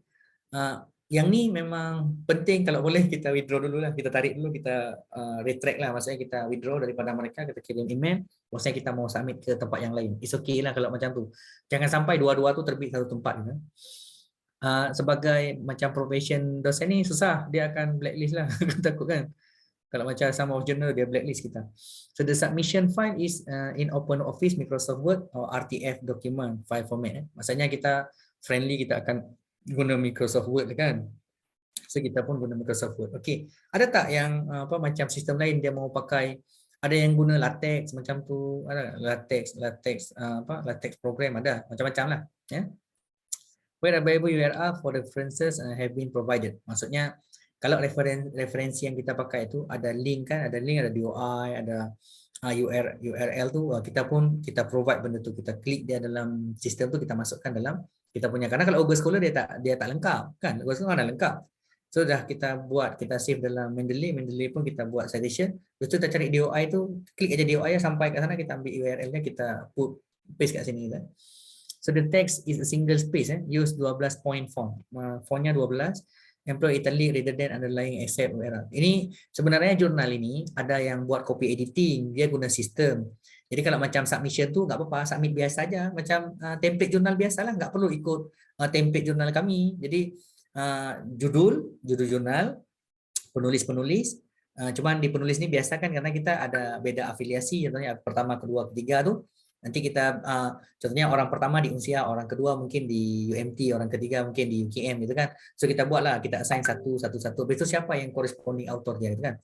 Nah, yang ni buat standar lah. Habis itu afiliasi, abstraknya isi abstrak, habis itu keyword, introduction, JJ review, metodologi dan konten-konten dia lah. Habis itu ada result, discussion, conclusion, reference gitu kan. Standar. Tak perlu pun ikut template kami yang ada macam ada logo. Some of journal memang dia akan ikut macam tu biar jangan banyak kerja kan. Kalau tak banyak kerja pula editorial. Jadi sebenarnya pekerjaan ni kita minta si author buat. Jadi kalau macam buat jurnal, kalau saya sendirilah, saya cadangkan kalau macam jurnal ni, kalau boleh author sendiri yang teliti dengan baik. Karena jurnal kita kan free of charge, tak bayar pun.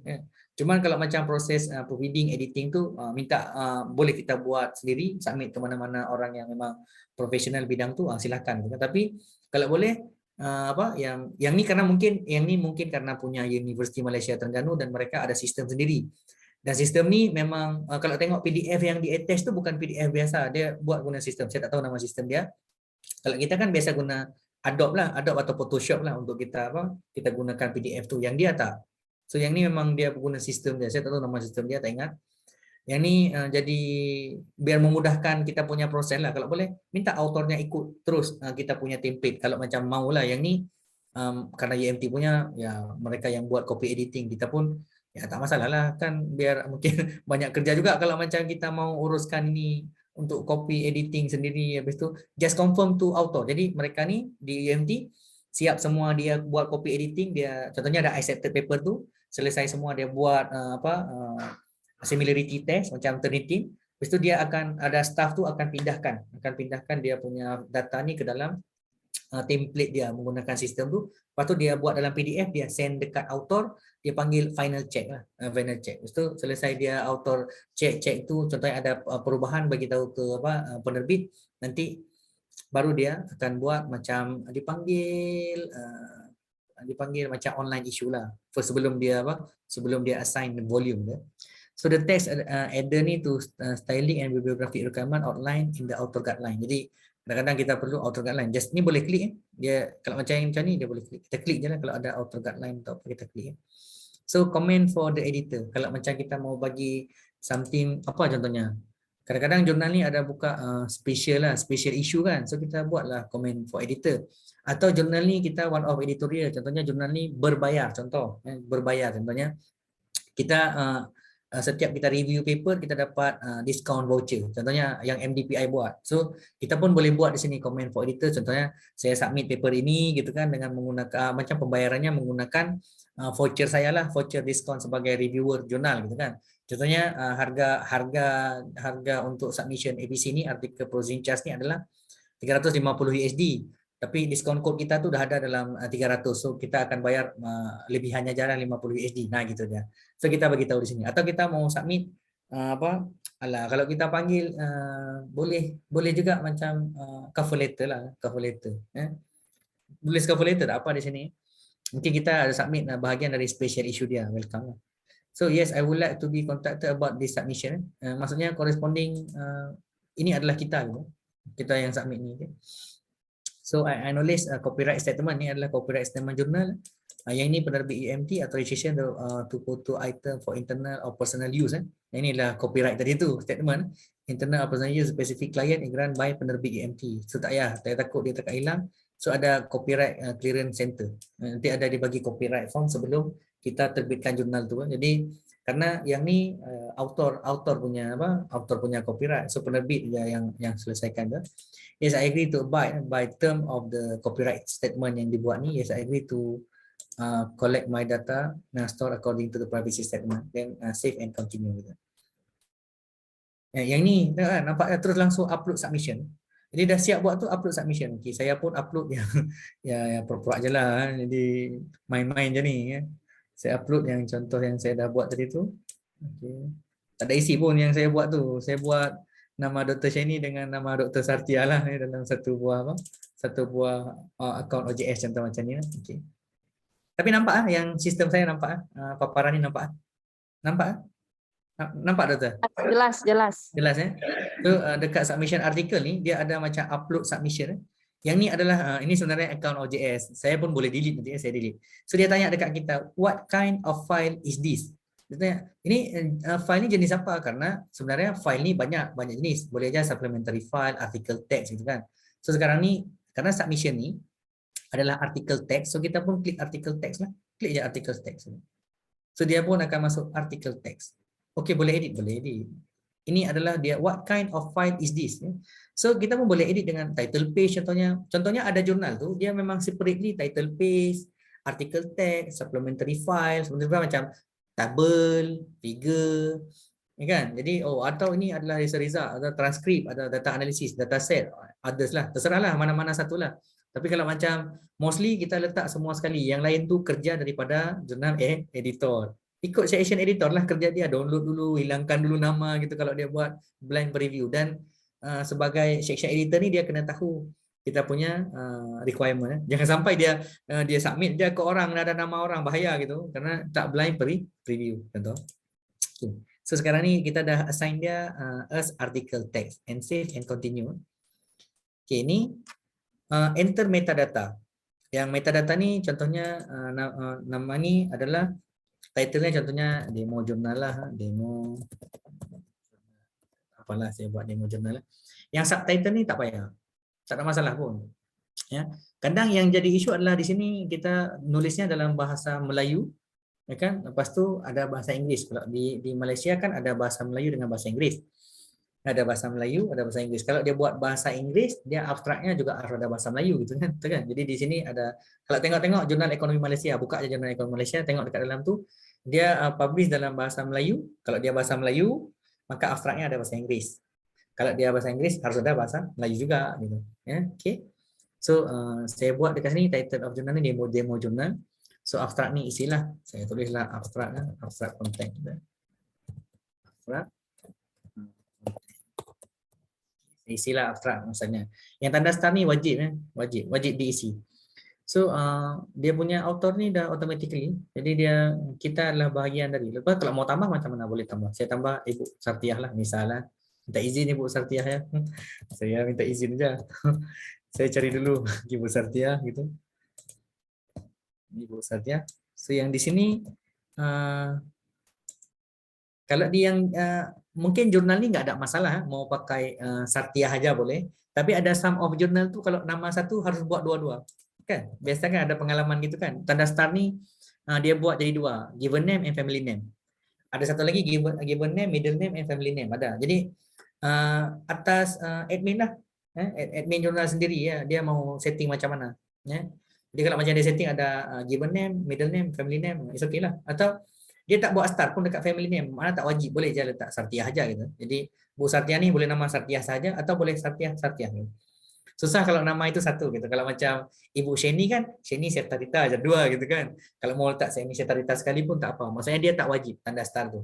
Tapi biasanya saya akan buat Sartiah karena nanti pada saat proses untuk apa macam dipanggil activate DOI itu takutnya dia macam error lah. Karena ada juga kadang-kadang masa kita activate DOI itu dia error.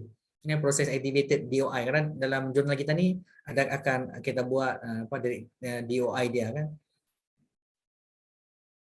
Yang identifier tu So yang contact ni kita pakai email. So kita ambil Sarti Sabang @unsia.ac.id Sarti Sabang unsia.ac.id terus country Indonesia. Macam user detail ni, homepage ni boleh isi boleh tak kan. Kalau macam sekarang ni kalau mau submit jurnal tu cari yang wajib-wajib tak pada. Cari yang wajib macam affiliation ni boleh tak boleh tidak. Sepatutnya di sini harus ada star karena affiliation ni penting. Contohnya kita copy paste je lah balik kita copy paste yang fakultas ekonomi tadi Unsiah gitu. Ada jurnal dia afiliasi ni ada universitas saja, ada starting from department juga ada gitu. Jadi tengok atas jurnal lah. Yang ni bio statement ni tentang diri kita. Jadi bagus buat je bio statement ni kalau memang orang ada perlu dengan kita nanti dia cari sebagai reviewer dia boleh identify directly di sini gitu. Dan jangan terkejut juga karena biasanya jurnal ni akan kontak kita juga kalau macam kita ni layak sebagai reviewer dia, mungkin ada bahagian daripada paper ni mungkin enggak ada orang lain yang boleh review, mungkin kita lah dia akan assign as a reviewer gitu. So contributor di sini role adalah author. Nah, yang ini include this contributor in browse list. Maksudnya dalam list tadi tu kita include, tapi principal contact ni adalah korespondensi. Contohnya di sini adalah Ibu Sheni lah yang sebagai corresponding author, contoh kan. Atau kita mau tukar, boleh kita tukar, tak apa. Contohnya kita tukarlah Ibu Sheni main author dan yang ini principal contact. Boleh je klik dekat sini. Ya, kalau seandainya mau rubah. Nanti boleh change lah. Ya, lepas tu send email to request ORCID authorization from contributor kalau perlu ORCID. Some of journal tu memang dia nak linkkan antara paper kita dengan ORCID. Begitu dia terbit, dia akan terus notification tu kita punya ORCID. Kalau tak ada, tak payah. Jadi buat ni yang simple-simple aja dulu. Kalau misalnya ada lebih bagus lah. Sebenarnya profesional lah kalau macam send email to request ORCID authorization from contributor. Lebih bagus lah kalau menurut saya kan. Karena on behalf of author kita tahu yang jurnal kita ni disubmit sama one of kita punya geng lah, member untuk submit jurnal dan kita pun verify. Kalau sistem IGI, satu lagi IGI publishing tu yang macam timely knowledge for publication, dia sistem dia macam ni. Setiap author kena verify juga dalam email. Jadi sistem dia sistem sendiri yang dia create. Yang provide sistem ni biasanya yang paling terkenal tu Aries Journal System, Aries nama dia. Okay, jadi ini contohlah yang OJS. Kita cerita tentang OJS pula. Send email to request ORCID untuk authorization. Maksudnya kita authorize lah, kita sahkan bahwasanya kita memang bahagian daripada dan ada contributor dalam ada contribute dalam jurnal itu gitu. So kita save lah. So dia akan masuk browse list. Ini adalah browser list, in browse list. Jadi kita boleh search. Lepas tu kalau macam order ni mau tukar lah, saya enggak mau Ibu Sartiah. Ibu Sartiah main author ya. Okey, silakan gitu. Pindah ke atas gitu. Oh, Ibu Sartiah kat bawah. Okey, tak apa. Pindahkan je lah, pindah-pindah naik atas turun. Ini boleh kita change the order dia, macam susunan dia, boleh saja. Kadang-kadang main author ni Ibu Sartiah, tak perlu. Kadang-kadang mahasiswa enggak perlu jadi primary contact. Karena mahasiswa nak jawab tu pening kepala gitu contohnya. Jadi mungkin Ibu Sheni Setarita sebagai primary contact ni, yang corresponding author, dia ada tanda tick ni kan, ada tanda author juga. Ini author dan ini adalah principal korespondensi ya. So yang ni kalau macam kita cancel dia akan balik ke titik semula tadi yang balik macam asal. So kita done dia akan berubah jadi ginilah. Okay, yang ni additional refinement adalah keyword. Keyword dalam research. Contohnya keyword research kita ni adalah contohnya ada demo.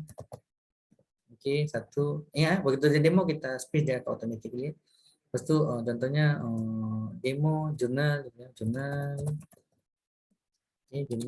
Okey. Okey, demo jurnal. Lepas tu demo jurnal open contohnya open, habis tu enter, System, enter. Dia demo jurnal open system, betul tak? Lepas tu supporting agency ni no need lah, additional information for your submission. Lepas tu referral. So referral ni contohnya kita ini wajib kena letak referral yang kena sesuaikan dengan guideline tadi lah. Guideline tadi tu contohnya kita ambil one of dia yang kita harus ada tu adalah contohnya author name, tahun, title. Contoh kalau ikut APA lah, tengoklah dia cadang pakai APA atau tidak gitu kan. Habis tu lepas title lah volume, habis tu issue, kan? Page, DOI. DOI dia kalau ada itu yang aktif DOI lah. So author name, tahun, title, vol, issue yang ni salah journal name. Ada journal name kat sini, journal name. Okay, journal name ni dia italic dia italic. Tapi di sini dia tak akan buat pun italic tu. Dia tak boleh buat italic pun dekat sini So author name ada berapa, tahun berapa, judul dia apa, journal name, nama jurnal tu apa, volume berapa, issue ke berapa, halaman berapa dia, halaman berapa, DOI. Tapi kalau macam dia jurnal dia macam ni, kalau macam buku mungkin dia minta publisher, habis tu kota di mana, negara apa gitu. Okay. So kita dah isi dah semua bahagian daripada ini, habis tu kita pun save and continue gitu. So your submission has been uploaded and is ready to be sent. Maksudnya kita send to submission lah. You may go back to review and adjust and any of the information you have entered before continuing. When you are ready, kalau dah kamu siap, klik finish submission. Kalau dah siap, kalau tak siap balik lagi ya. Klik metadata balik. Kalau dah siap, klik metadata. Kalau tak siap, balik metadata. Macam ragu-ragu lah. Ragu-ragu ni tak siap atau belum. Boleh balik mana-mana aja ni ya. Atau boleh upload balik semula. Kalau macam dah siap, just klik finish lah. Yeah. Are you sure? Are you sure you wish to submit this article to the journal? Okay, kita okay lah. So karena jurnal ni memang free, maka kita akan mengalami macam ni lah, lambat gitu ya. Dia akan lama lah di sini untuk proses submission tadi. Saya tunjuk nanti, saya buka yang punya jurnal editor lah. So dia akan buat notification ke saya. Nanti saya assign lah untuk Dr. Shani lah, one of part daripada review, jangan review, orang lain lah untuk mereview paper ni. Tak apa, saya gunakan ikon orang lain pula. Dan ni memang lambat lah. Memang lambat lah, karena kan free lah, ikut stable internet ke, tak tahu saya. Tapi memang lambat lah proses untuk finish atau complete submission. Kita biar aja macam ni. Kita biar sampai selesai. Okay. Jadi saya dah bagi tahu macam step how to submit the paper, mulai dari start dia macam baca guideline, prepare paper sesuai guideline.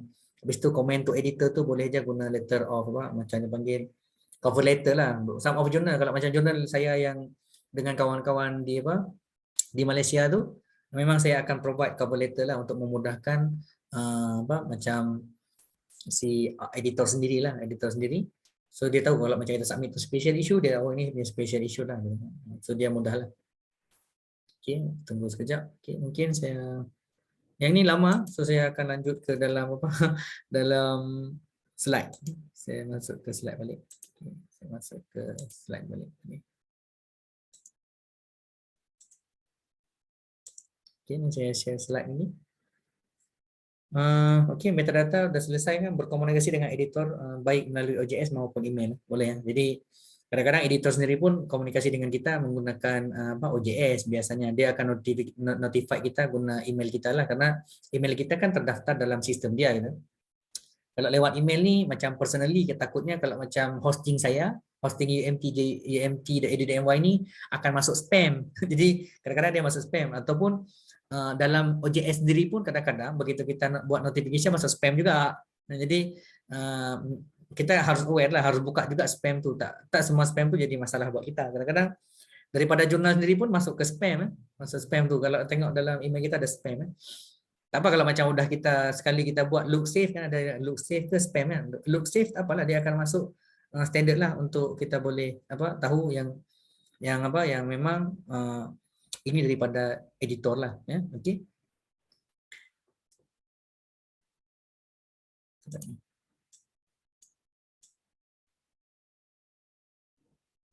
Okey. Apa tadi ya? Okay, jurnal yang baik akan melakukan pereview yang butuh waktu. Ya betul lah kan. Nanti saya tunjuk lah. Biasanya saya udah setting lah berapa waktu yang diperlukan untuk proses review tadi. Sebenarnya kalau macam kita ikut betul-betul proses review tu, kadang-kadang kita sebagai reviewer pun punya kerjaan lain gitu. Jadi bukan hanya untuk mereview paper tu, kerjaan admin kita pun banyak gitu. Cuman macam saya sendiri pun kadang-kadang ada juga yang terpas lah punya orang. Sekarang saya minta maaf, nggak bisa sesuai dengan waktu. Karena biasanya dia kasih waktu, ada yang kasih waktu saya 2 minggu, 14 hari kerja gitu. Kalau macam MDPI bagi waktu 7 hari sampai 10 hari lah gitu kan. Jadi itu kita yang setting sebenarnya dalam kita punya sistem lah. Kalau macam jurnal editor ni dia boleh setting berapa lama sih sebenarnya waktu yang kita kasih ke si reviewer, berapa lama waktu untuk dia respon the first time tu. Mungkin kita bagi waktu seminggu lah untuk dia accept review atau tidak gitu kan. Kalau some of macam orang tu, kalau dia tak accept tu, kita boleh dia akan automatically remind juga ada. So dia akan boleh remind orang tersebut lah. Atau biasanya kita kalau macam dia tak accept tu kan kita contact juga dia. Kita sebelum kita bagi dia, kita contact dulu, biasanya kita contact. Kalau macam saya bagi review ni boleh tak gitu kan. Tapi kalau macam dah orang ni macam saya tak kenal dengan orang tu, so saya invite dia gitu kan.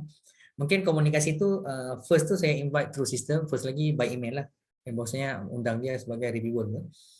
So dia memang take time lah. Take time, one of part tu mungkin si author dah selesai kerja dia. Tapi sekarang ni di editor, karena dia masuk editor dulu baru masuk ke reviewer. So section editor dia panggil. Section editor ni adalah yang akan assign lah paper ni ke siapa. Dan section editor ni biasanya kita bagi, jurnal editor akan bagi section editor yang sesuai bidang. Macam kita di MT kan dia multidisciplinary kan. Kalau multidisciplinary tu payahlah kita mau tahu siapa sebenarnya bidang dia kalau dia enggak isi detail terkait dengan bio statement dia, biografi dia, macam research interest dia. Kalau macam kita tahu, kalau jurnal editor ni kita bagi jurnal editor bagi section editor yang akan assign si reviewer tadi sesuai dengan penelitian dia. Itu yang memudahkan kita dan cepatlah. Maksudnya komennya pun enggak macam-macam gitu, yang sesuai karena bidang dia. Jadi komen tu harus sepatutnya membangun lah. Jadi kalau macam jurnal-jurnal yang baru-baru gini jaranglah kita buat rejection yang tinggi, enggak gitu. Macam UMTJUR yang tadi saya punya tu tak ada pun rejection tinggi. Kalau misalnya komen tu kadang-kadang komennya macam Scopus jurnal gitu. Saya tengok komen ni macam Scopus jurnal dah level dia gitu kan. Saya akan remind lah reviewernya, saya beritahu yang ni kalau bagus sebenarnya, salah satunya baguslah untuk membangun kualitas jurnal, tapi kalau seandainya si author tadi dia menolak untuk kadang-kadang nggak bisa jawab dia kan untuk step by step, karena kita harus buat dia point by point. Jadi saya bagi contoh yang saya buat point by point untuk setiap komen lah. Kalau komennya di abstrak, okey, poinnya di mana, line berapa, kita pun akan bagi tunjuk ke dia di mana gitu.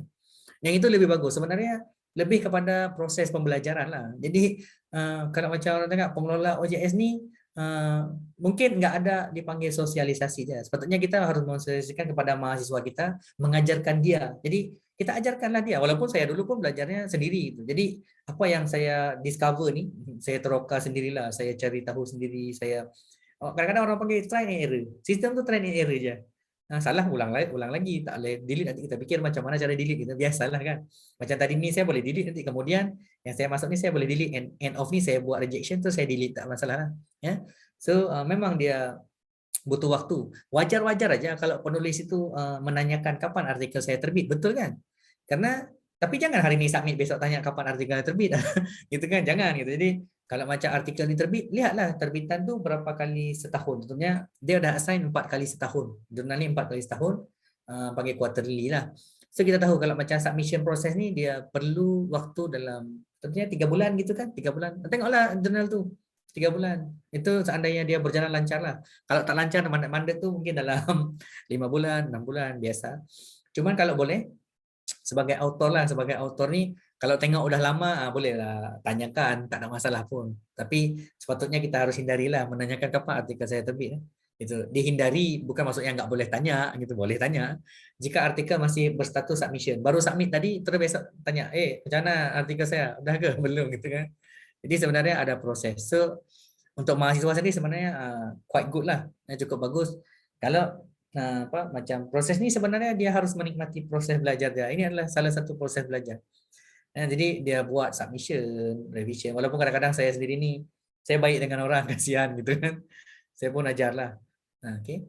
So sampai dengan submission. So sekarang ni saya akan balik ke apa?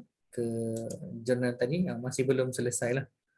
Memang lama lah sistem ni untuk boleh confirm submission tu. Tapi saya tak sure dia udah tersubmit atau tidak. Okay, saya cuba apa? Saya juga stop sharing dulu. Saya cuba apa masuk balik ke sistem EMTJUR tu. Mana tahu dia memang udah tersubmit gitu. Karena dia masih pusing gitu, masih putar gitu.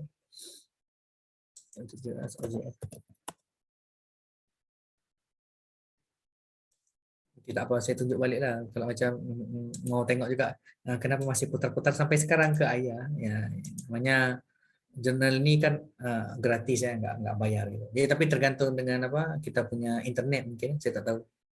Tapi rasanya internet saya okey. Your submission has been upload, okay, tapi masih putar-putar. Tapi boleh je kalau macam kita tinggalkan dia ni, kita masuk ke sistem baru, mungkin dia udah masuk lah. Udah masuk dalam kita punya jurnal. Contoh saya buka. Okay, saya buka balik sebagai ni. Author sekejap.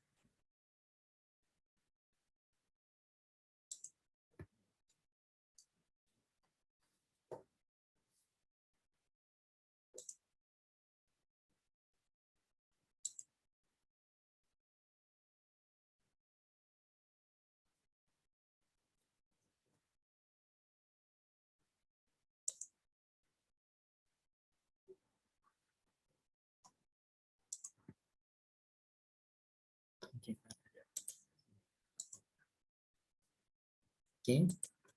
Kita pun masuk ke nama saya. Ya.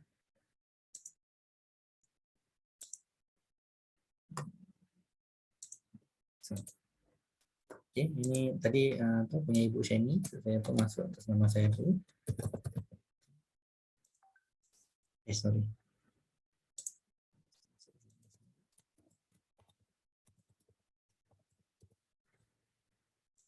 Alright. Kita sure dia tak masuk lagi. Dia tak masuk lagi. Nampak dia tak masuk lagi. Submission dia tak masuk lah. Ni kan error tu. Sekejap, saya balik lagi. Saya tengok punya Ibu Shani tadi dia dah termasuk belum. Ini je lah kalau macam kita guna apa? Kita guna sistem ya, free ni kan kadang-kadang dia lambat masuk gitu. Kita pun harus rajin lah. Rajin buka balik tengok. Tapi di sini ada submission dah. Submission ni dah masuk dah rupanya. Ni view submission. Mungkin dia tak masuk ke saya lagi gitu. Tapi kalau macam tengok di sini, nampak kan? Nampak tak ada submission proses tadi? Ada submission ni. Kalau macam kita tengok balik di submission, back to submission ni, ada dah ni ya. My assign to Satya et al. Saya berdua nama apa macam judulnya ini. So submission, so di sini ada view. Saya mungkin tak tahu dia tak masuk ke saya. Cuba saya tengok dulu. Atau saya kena refresh balik.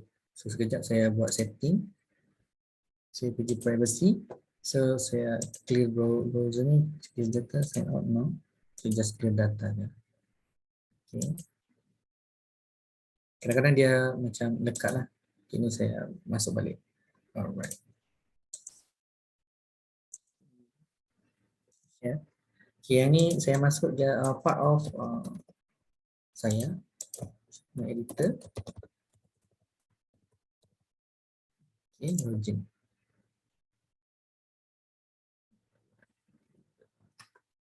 Saya tak masuk. Ke saya rubah user dulu. Kerana dia tak notified lah.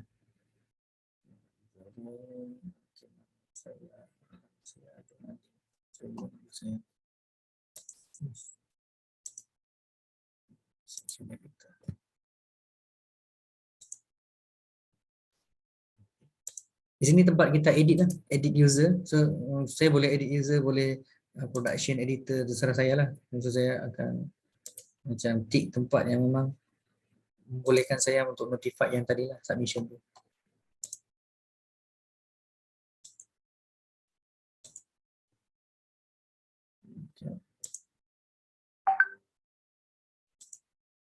Itu dia, masuk dah kan?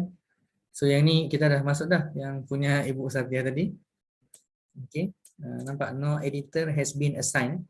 Jadi yang proses submission tadi tu kita buat on behalf of author, yang ni on behalf of journal editor lah. Maksud saya journal editor. So saya kena, apa kerja saya selanjutnya?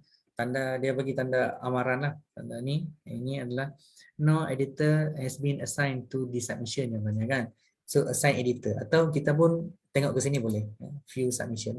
Kita tengok yang disubmit oleh Ibu Sartiah tadi atau Ibu Shani tadi, okay, sebagai corresponding. So dekat sini adalah workflow lah.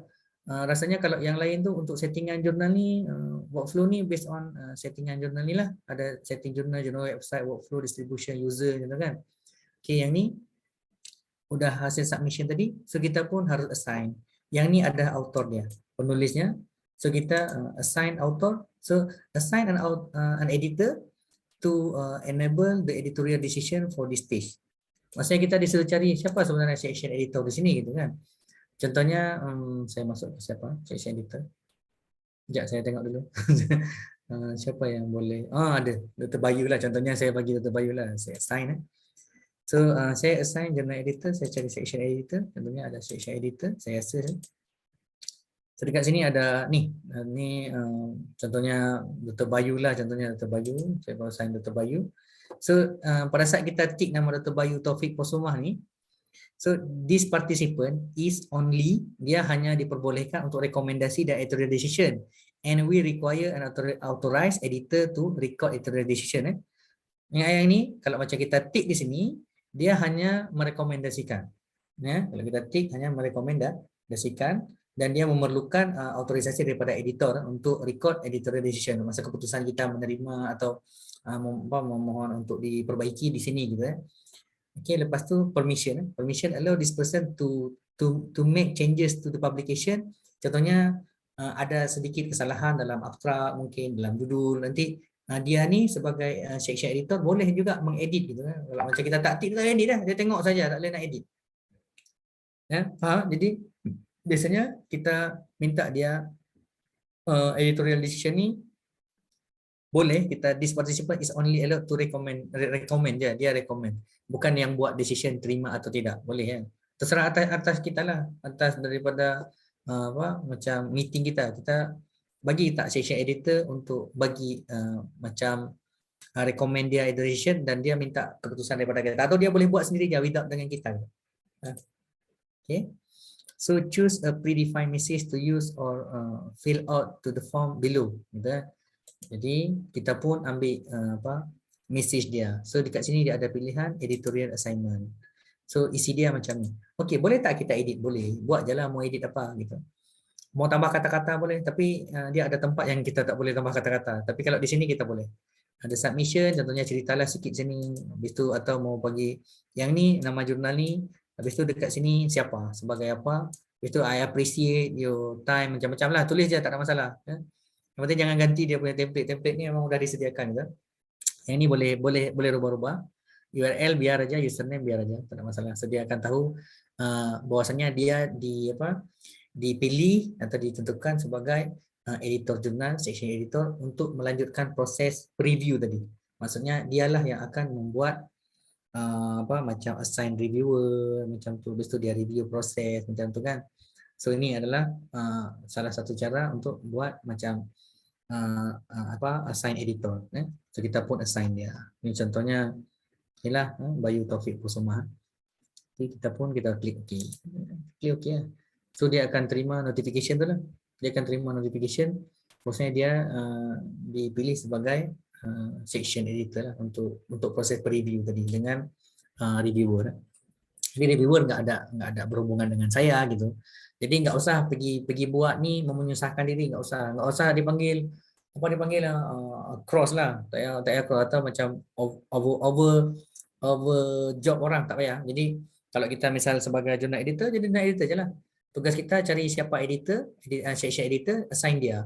Nanti minta dia communicate dengan preview. So kalau macam kita sebagai jurnal editor, just remind dia je lah. Macam managing editor kita kan, so kita remind dia. Mungkin dalam seminggu tu kita bagi untuk reviewer accept dia punya proses, adakah dia willing untuk review atau tidak gitu. Kita bagi waktu 6 hari gitu atau 7 hari, terserahlah. Lepas tu Kalau dah dia setuju tuh berapa hari kita bagi waktu untuk dia untuk review. Contohnya 2 minggu lah, 14 hari gitu kan. Karena siap 14 hari itu mungkin ialah nggak setiap harinya macam editor akan membuka sistem ni dan melihat progres gitu kan. Mungkin dalam seminggu sekali tu dia buka. Habis tu si reviewer pun kalau macam dah selesai tu kita ada satu tempat tu kita panggil thanks for review lah, ada nanti kita buat thanks for review. Tapi sepatutnya nanti saya akan create balik lah, saya akan create lagi untuk account yang lain untuk memudahkan biar nampak lah proses ini macam mana itu. Okay, memang dia take time macam ni kan. OJS kan, Open Journal System ni dia memang agak lambat lah. Tapi sebenarnya walaupun dia pusing-pusing ni, kadang-kadang dia dah masuk ke email section editor tu. So dia akan udah terassign lah. Tunggu, memang lama. Tak tahu saya kenapa lama. Okay. Saya biarkan dia dulu sambil menunggu yang lain. Saya go to kita punya slide balik. Kita masuk ke slide lagi semula. Okay, ini adalah proses dia. Ini proses dia. Kira bisa. Okay, ini adalah. Kenapa dia tak nampak? Sekejap.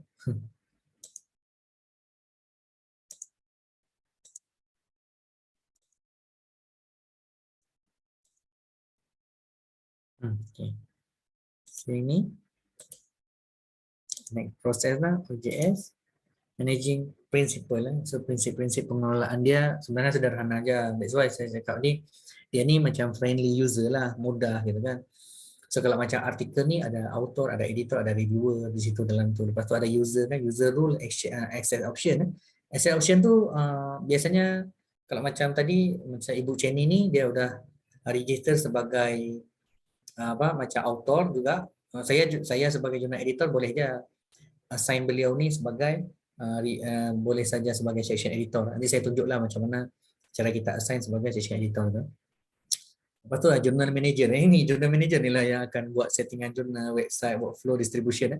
Termasuk buat satu buah form dalam review proses. Nanti saya tunjuk form review proses. Lepas tu dia assign editor, section editor, assign reviewer, review discussion, review journal editor semua. Lepas tu copy editing, production sampai publish atau archive. So yang ini adalah dia punya principle, managing principle untuk publikasi lah. Tak payah kan, kalau macam saya tunjuk nanti saya akan bagi komparatif lah. Karena sistem ni ada yang free, yang jenis free tak apa, ada yang berbayar. Macam mana yang berbayar tu dia buat macam kita panggil managerial editor, editorial manager lah, editorial manager, EM dia panggil. Okay. Tak siap lagi? Siap dah. Okay, nice. Just nice lah kalau sudah siap. Sekejap saya tunjuk lagi daripada submission tu, saya stop dulu. Okay, this one. Okay. Yang ni udah selesai. So maksudnya si editor sendiri udah assign section editor. Jadi kan tadi kan kita udah buat ada proses submission dan dapat kita ada notification sebagai journal editor. So journal editor ni pun sebagai managing editor lah, saya cakap dia managing editor, senang kan managing editor. So saya pun assign dipanggil section editor. So sekarang ni tugas siapa? Tugas dia ni, tugas yang Bayu Taufik Posomah ni. Itu kan sepatutnya Bayu Taufik Posomah ni harus masuk sebagai kita panggil section editor.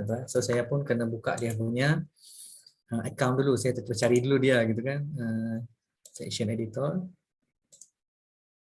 Okay, saya cari, saya boleh je assign masuk sebagai diri dia, boleh gitu. Karena kita boleh masuk login. Kenapa sini ada email, ada edit user, ada disable, ada remove, ada login sebagai. Maksudnya saya Jumadil Saputra, tapi on behalf of Bayu Taufik Posomah. Tapi kalau boleh biar aja dia yang buat, tak payah pun kita nak buat untuk dia gitu. Ini menurut saya lah, mungkin praktis ini biasanya kalau misalnya lama kali, biasanya kita akan bagi tahu kalau seandainya dalam email tadi kita bagi tahu kalau seandainya macam bapa atau ibu mungkin nggak ada waktu untuk melakukan proses ini, kami dari pihak editorial akan membantu proses ini. Jadi bagi tahu ke dia gitu. Jadi Jangan nanti kadang-kadang dia pandai buat ni, contohnya kan begitu dia buka nggak ada kok gitu kan.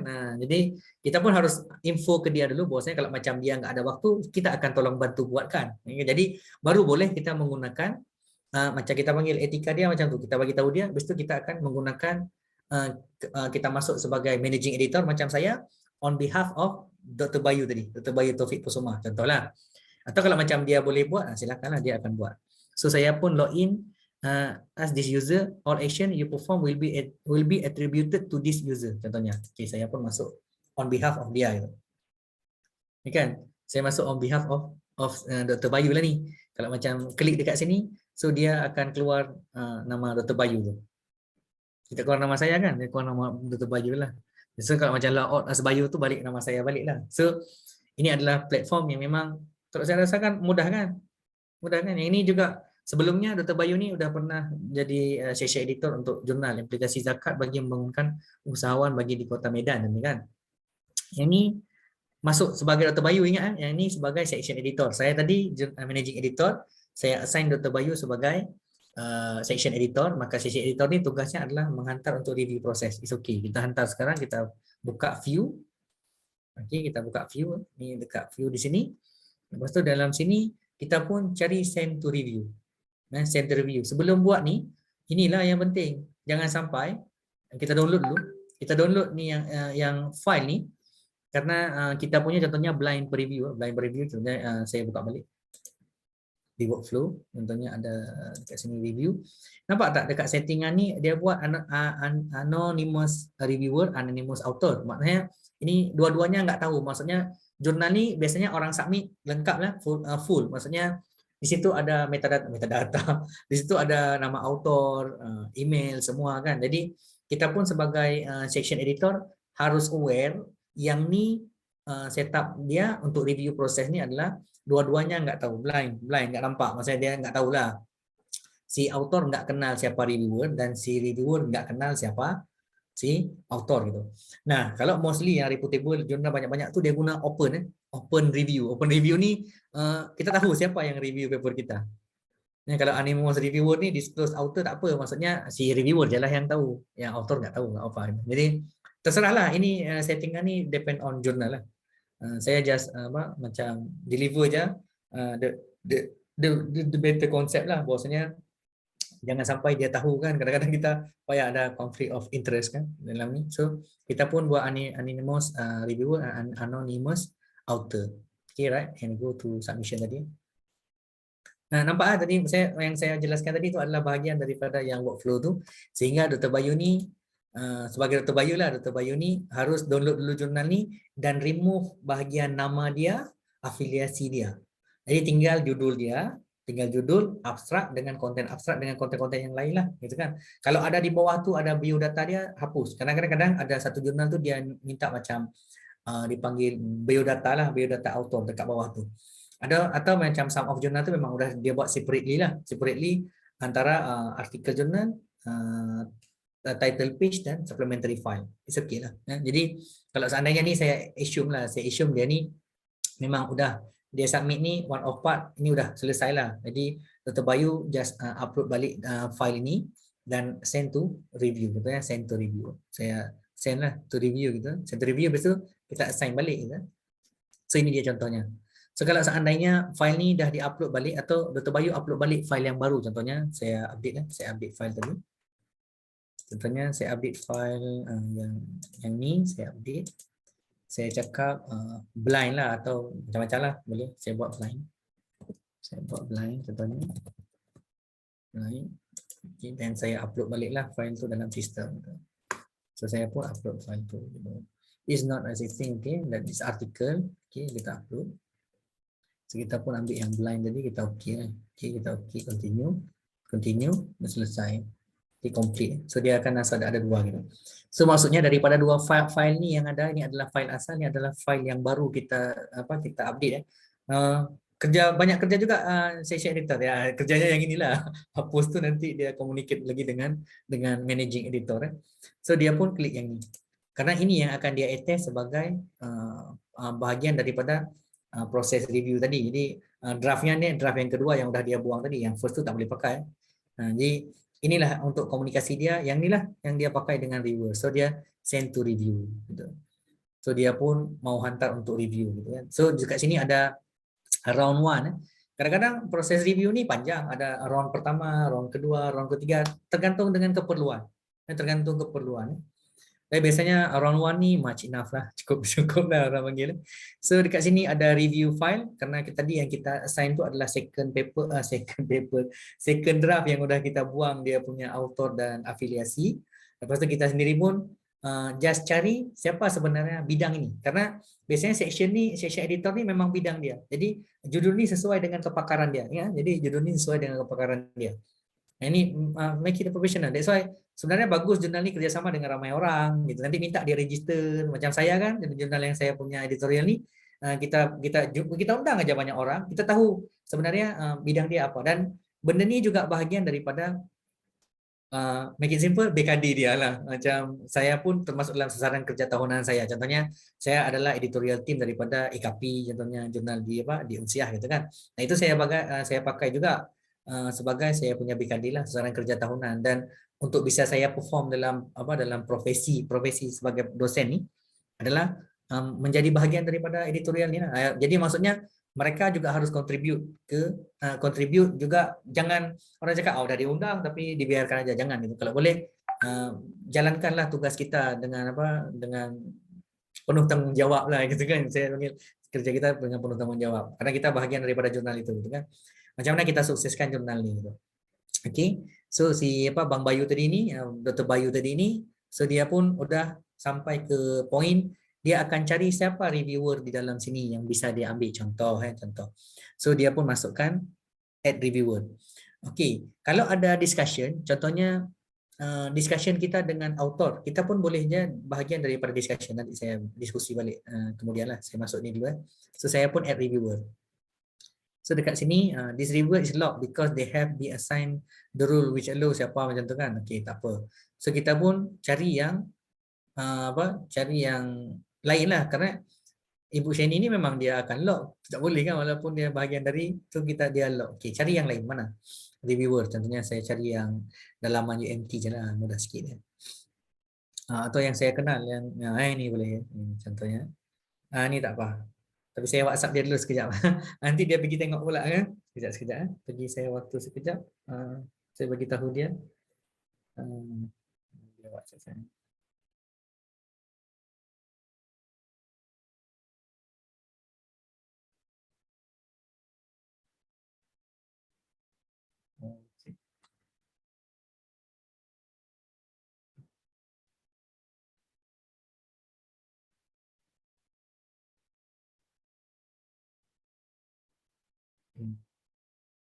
Ya.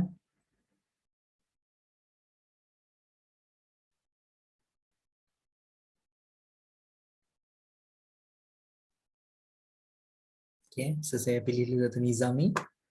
Okay, saya select dia. Okay, yang ni kita tengok dia pernah review tak? Review complete 1. So day since last review 226, lama gila. Average day to complete 7 hari. So gitu. So kita boleh tengok lah rating ni, rating reviewer lah. Oh yang ni bagus lah, dia review dapat 5 star gitu kan. Yang ni star ni berdasarkan komen dia. So kita pun pilih lah dia. Contoh Nizam Ahmad lah, pilih Nizam Ahmad gitu. Okay, yang ni kita dah pilih dia.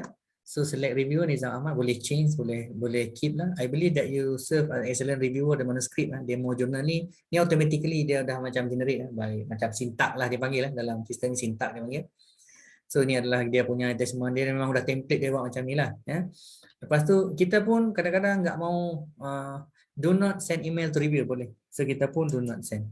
Gitu kan? Kalau macam kita nak send, welcome lah, send dia. Tak apa, kalau yang ni saya send ke dia pun tak ada masalah, saya tak nak send pun tak apa. Jadi benda ni kalau mau send, bagusnya send, karena kalau ikutkan proses ini adalah dia review kan, send lah email ke dia, cakap bagi tahu dia, lepas tu send, tak klik sini.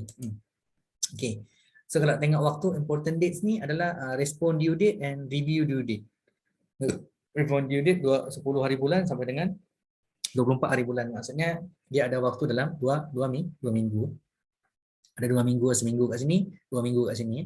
So yang ni silalah berkomunikasilah dengan dengan dalam rapat dengan dengan chief editor, deputy chief editor atau macam editorial team yang lain, section editor untuk menetapkan tanggal ini kira-kira prosesnya berapa lama. Jadi lebih bagus lah. Biasanya memang saya akan buat meeting lah. Saya akan buat rapat untuk memastikan tanggal ni berapa. Jadi enggak adalah buat ni main-main aja, enggak gitu. Jadi kita tahu time frame kapan submit, kapan dia publish. Kita boleh buat time frame lah, time frame untuk paper tu berjalan lancar. So review type ni adalah anonymous reviewer dan anonymous author lah, sama seperti yang tadi. So dekat sini ada review form. So review form ni ada UMTJUR review form. Yang ni dia udah kita buat review form dia. Kalau macam tak tahu, ntar lagi saya tunjuk di mana review form tu. Yang ni saya buat dulu ya, saya buat dulu ni review form. Okay, settle. So kalau dah siap ni, kita pun kliklah add reviewer. Add reviewer. So saya tak naklah notify dia, kita biar dia lah. Do not send email to reviewer. Tapi kalau macam bapak ibu harus email lah, karena mereka yang buat kerja ni, bukan kita. Jangan pergi kita buat kerja on behalf of dia. Ada kata-kata kecuali apabila kita archivekan daripada yang saya punya tadi, the previous website, saya archivekan ke yang baru, mungkin saya tak perlulah, gitu kan? Tak perlu lalui proses ini. Jadi saya tunjuk proses yang mana yang biasa untuk archive. Yang ini adalah proses standard yang dijalankan oleh proses preview lah. Sebut saya klik je lah. So saya add reviewer. So dia pun keluarlah reviewer. Nah gini. Ya, jadi adalah Nizam Ahmad. Lepas tu tambah lagi. Karena kita contohnya syarat kita harus ada 2 gitu. Kita pun tambah 2. So kita buat 2. Contohnya kita pilihlah ini Raden Aswin lah. Ya, Raden Aswin. Okey, dan yang dekat sini boleh tambah kata-kata, is okay. Kata-kata di sini boleh tambah kalau mau ditambah apa gitu, atau mau di-adjust naik ke atas gitu, is okay, tak ada masalah. Lepas tu dekat sini demo journal, abstract content. Kalau macam ada konten abstrak, dia ada abstrak dekat bawah ni sana panjang-panjang gitu. Kita pun do not lah, tak nak. Kini kita pastikan anonymous reviewer dan anonymous author. Dan ni juga jangan lupa letakkan kita punya UMTJUR review form, dan itu kita add review. Okey, saya balik lagi macam proses workflow tadi. Workflow tadi dia sebenarnya yang review tu ada form review dekat sini. Kalau macam settingan jurnal ni, yang ni memang managing editor je lah. Kalau section editor tak perlu tahu pun yang ni. Jadi yang ni memang dia bahasa dekat section editor tu cuma nampak. Jadi yang ni kalau tengok kita boleh create review form. Create review form. Kita boleh create sendirilah. So create lah review form kita sesuai keperluan kita. Atau yang udah nampak ni kita preview, tak apa, kita tengok. Preview, tengok balik. Does the manuscript contain the new? Maksudnya jawab yes, no, not applicable. Does the abstract, ini macam make it simple lah. Yang ni adalah standard lah orang pakai. Lepas tu length of article, bagi tahu number of table berapa, number of figure. Yang ni tanda star ni wajib, tak sunnah. So please state any conflict of interest that you have in relation to the review of this paper. State none if this is not applicable. Biasanya kalau yang open tu nampak lah, jangan sampai kita kenal dia, ada personal interest dengan dia, so kita buat ni, atau non, tak berhubungan lah. Kalau ada buat ada, kalau non buat non lah. Okay. So yang ni interest, contoh interest public paper ni interest kita buatlah, buat macam yang kita meeting lah, kita kan ada rapat kan, kita buat satu review form, badan semua kawan-kawan kita atau tim kita ni bersetuju dengan review form tersebut untuk kita masukkan dalam sistem. Jadi habis tu dekat sini pun ada pilihan accept, minor, major revision, reject gitu. Okay, will you willing to review revision of this manuscript? Kalau macam manuscript ni udah siap dia revisi, kita mau nggak review lagi, kita buatlah yes. Nanti dia akan balik kita, nanti kita akan bagi balik ke dia. So comment to editor apa, comment to author apa. Yang ni wajib isi je lah. Ya, isi to editor apa, comment dia, isi to author apa, comment dia gitu. Ya, contoh So ini adalah one of kita punya preview daripada macam review form lah, review form. Karena kan biasanya kita buatnya dalam satu kertas, kita kirim aja ke dia, dia isi kan, dia ni kan. So tak payah macam tu, forget it. Kita guna yang memang yang OJS dah siapkan untuk kita. Ya. So ini adalah cara kita activate. Just kita klik je untuk activate. Ini ada 2 review form. Tapi review form ni dia macam sebenarnya tak boleh pakai pun kerana dia tak boleh nak isi. Saya tengok dia tak ada tempat klik. Yang ini dibuat sama admin lah, admin yang buat. Yang tadi saya yang buat. Saya kata-kata saya buat juga, saya buat sendiri gitu. Tapi yang ini tak ada tempat untuk untuk kita komen. So dia tak, maksudnya tak boleh activate lah. So saya pun create yang baru platform yang sama dengan menggunakan yang pertanyaan dia juga gitu, tapi bentuk yang berbeda gitu. Yang ini atas kita lah, kita boleh create. Rasanya yang ni managing editor jurnal yang akan buatkan. Kalau macam ada contoh boleh je. Okay, yang ni untuk preview tadi, okay, right? Dan masuk balik ke mana tadi? Submission, right? Okay, yang review tadi. Okay, kita dah sampai ke proses file tadi kan, untuk Nizam Ahmad Aswin gitu kan. So kita pun dah sampai ke send to dia lah, send to dia, dan dia pun nanti respon lah, dia bersetuju kan, bersetuju untuk jadi reviewer di sinilah untuk jurnal kita ni. Ya, kalau dia dah bersetuju tu baru dia akan jalankan proses, kita dapat notification lah kalau dia setuju gitu. Sekarang ni saya tak buat lah yang tu karena memang yang ni bahagian daripada dia, cuma kita boleh masuk on behalf of dia boleh. Biasanya saya boleh masuk on behalf of Dr. Nizam ni boleh ya. So saya pun ini dah selesai dah proses ni, dan kita tunggulah dia untuk macam respon lah. So respon due adalah 10 hari bulan 8, maksudnya seminggu kemudian tu dia harus respon lah. Seminggu, 2 minggu, 10 bulan 8, 2 minggu, seminggu kurang lebih gitu. So dia respon tu baru kita dia review, nanti dapat review komen tu, baru kita macam buat make recommendation lah, buat rekomendasi je. Karena tadi saya tak bagi dia buat decision kan, saya yang boleh buat decision, managing editor dia yang buat decision. Karena saya bagi dia hanya untuk rekomendasikan aja lah. Ya, okay. Okay, right. And next tu, saya kejap. Okay, saya cari user and role. Sebenarnya yang ni kalau macam jadi managing editor nampak semua ni lah, tapi jangan managing editor buat semua ya. Jangan over macam cross orang punya kerja, banyak kerja kita. So kita kasih orangnya yang bekerja sendiri. Tapi ini saya bagi contoh karena untuk memudahkan proses macam mengelola jurnal gitu ya. Jadi boleh dibuat, boleh on behalf of, boleh, tapi bagi tahu dia kalau macam kita buat on behalf of dia gitu kan. Tapi untuk proses review perbaikan ini tu biasanya kalau macam saya sendiri saya minta part author dia lah, kalau boleh author dia send ke kita, walaupun dia send manually jatuhnya ini saya udah siap lah untuk dimasukkan, boleh tak apa, kita boleh tolong uploadkan gitu kan. Kadang-kadang tak friendly dengan dia tak boleh nak pakai sistem, so kita akan upload on behalf of dia, boleh ya, tak ada masalah pun. Janji ada record dia, record proses tu berjalan, ada paper yang dia submit, ada poin-poin yang dia memang macam kita panggil dia jawablah pertanyaan atau dia perbaiki berdasarkan halaman dengan baris dalam setiap paper tadi. Yang ni penting lah kalau jadi managing editor, kami memang cek betul-betul lah. Kalau memang sampai dekat kita tengok dia apa komennya, kami tengok komennya. Kalau macam editor ni rajin sikit, dia akan bagi tahu selesai semua orang berikan komen, reviewer tadi itu dah selesai dia review, so dia akan summarizekan untuk bagi point by point biar accurately dan si author mudah untuk perbaiki gitu kan. Jadi dia buat satu kata-kata, dia susun komen-komennya yang paling penting untuk di entertain lah, untuk diperbaiki oleh si author gitu ya. Nanti saya bagi tunjuk ada je, tapi sistem yang lain lah, tapi contohnya ada gitu ya. Okay. Yang ni kita contohnya mau masuk on behalf of reviewer, kita search je, cari reviewer lah, reviewer kita search. Okay. Ni tadi yang tadi ya. So Nizam Ahmad kita pun boleh masuk kan, ni tak boleh, saya dia yang assign sendiri gitu. Kalau tak, sekejap saya tengok dulu, saya kena keluar dulu ruang bio. Okay.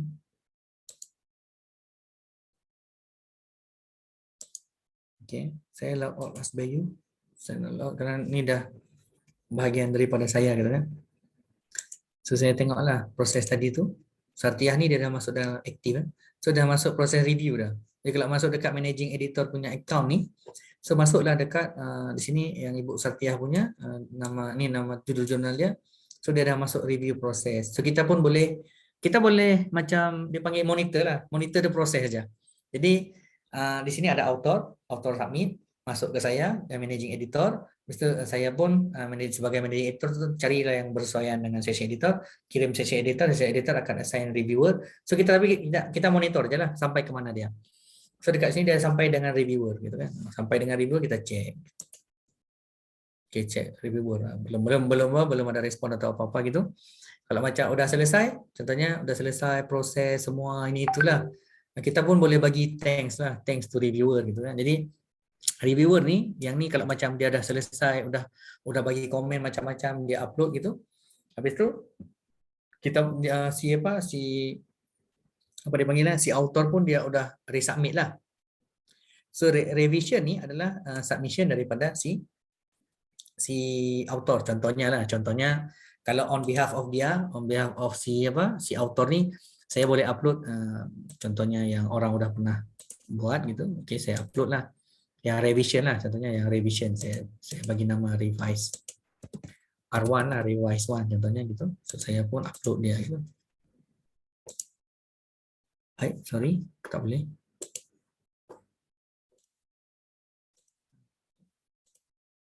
This one. Okay. Okay, saya pun masuk yang apa macam submission ni, saya anggap bahawasanya paper ni udah di-revise, okey. Lepas tu kita continue. Kita complete. Okay, yang ni adalah revision yang dia buat. Lepas tu satu lagi, contohnya kita upload yang list dia, list apa?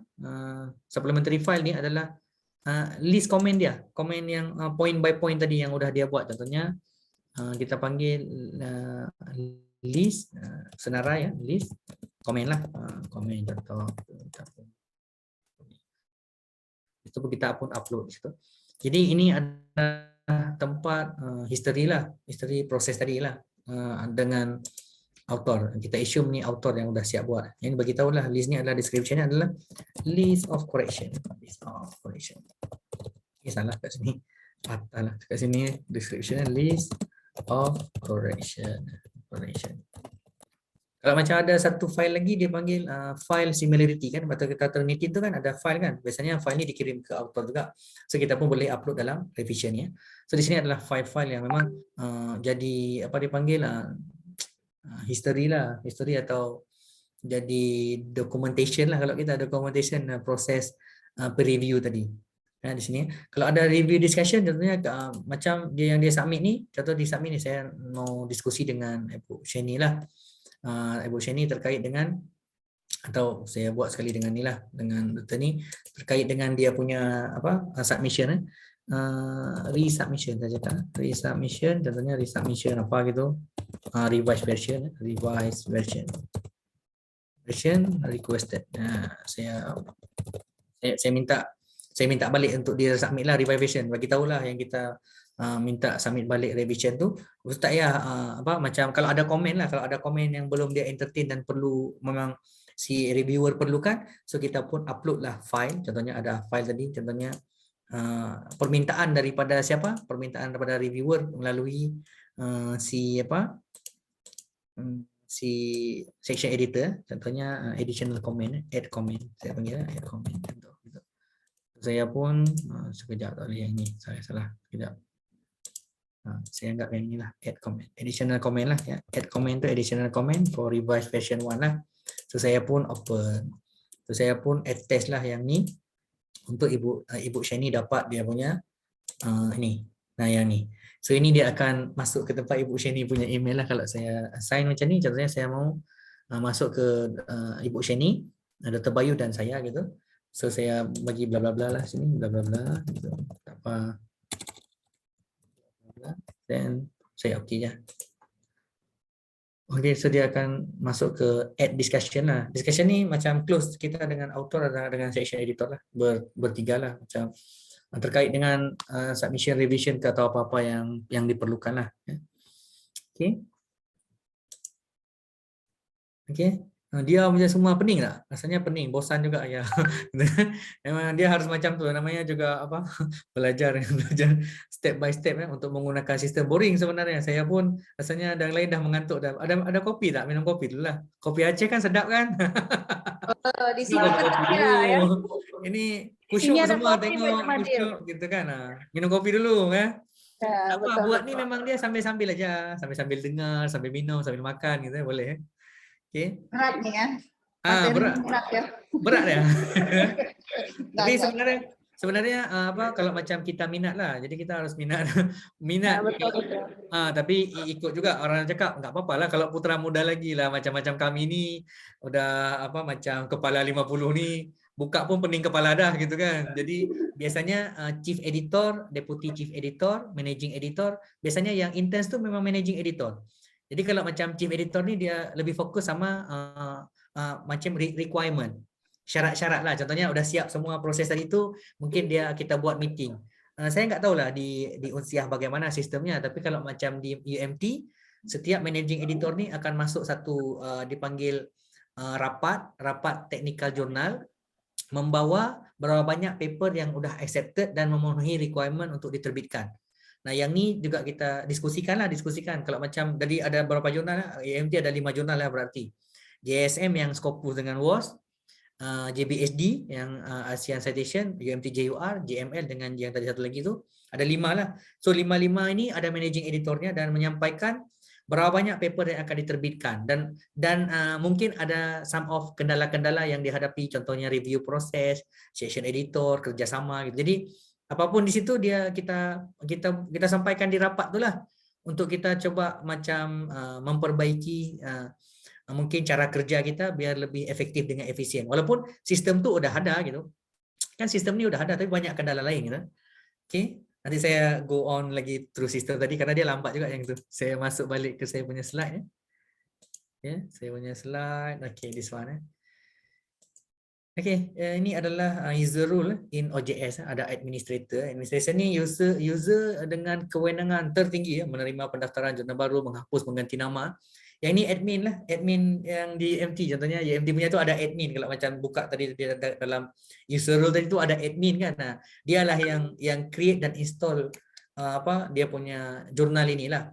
Ya, dia create nama jurnal, dia create semualah terkait dengan jurnal, termasuk setting lah. Manager ni user dengan kewenangan tertinggi di level jurnal tertentu.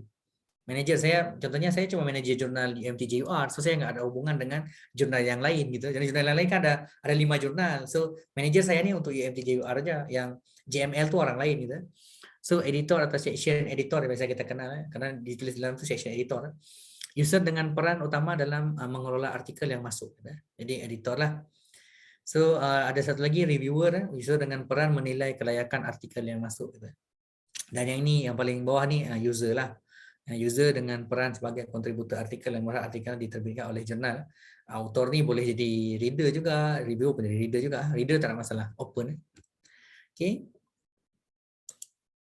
Okay, some of issue. Yang ni yang jadi masalah dia. Jadi mungkin yang ni kita diskusikan selepas artikel ni udah ada dalam rapat lah. Jadi rapat tu penting sebenarnya.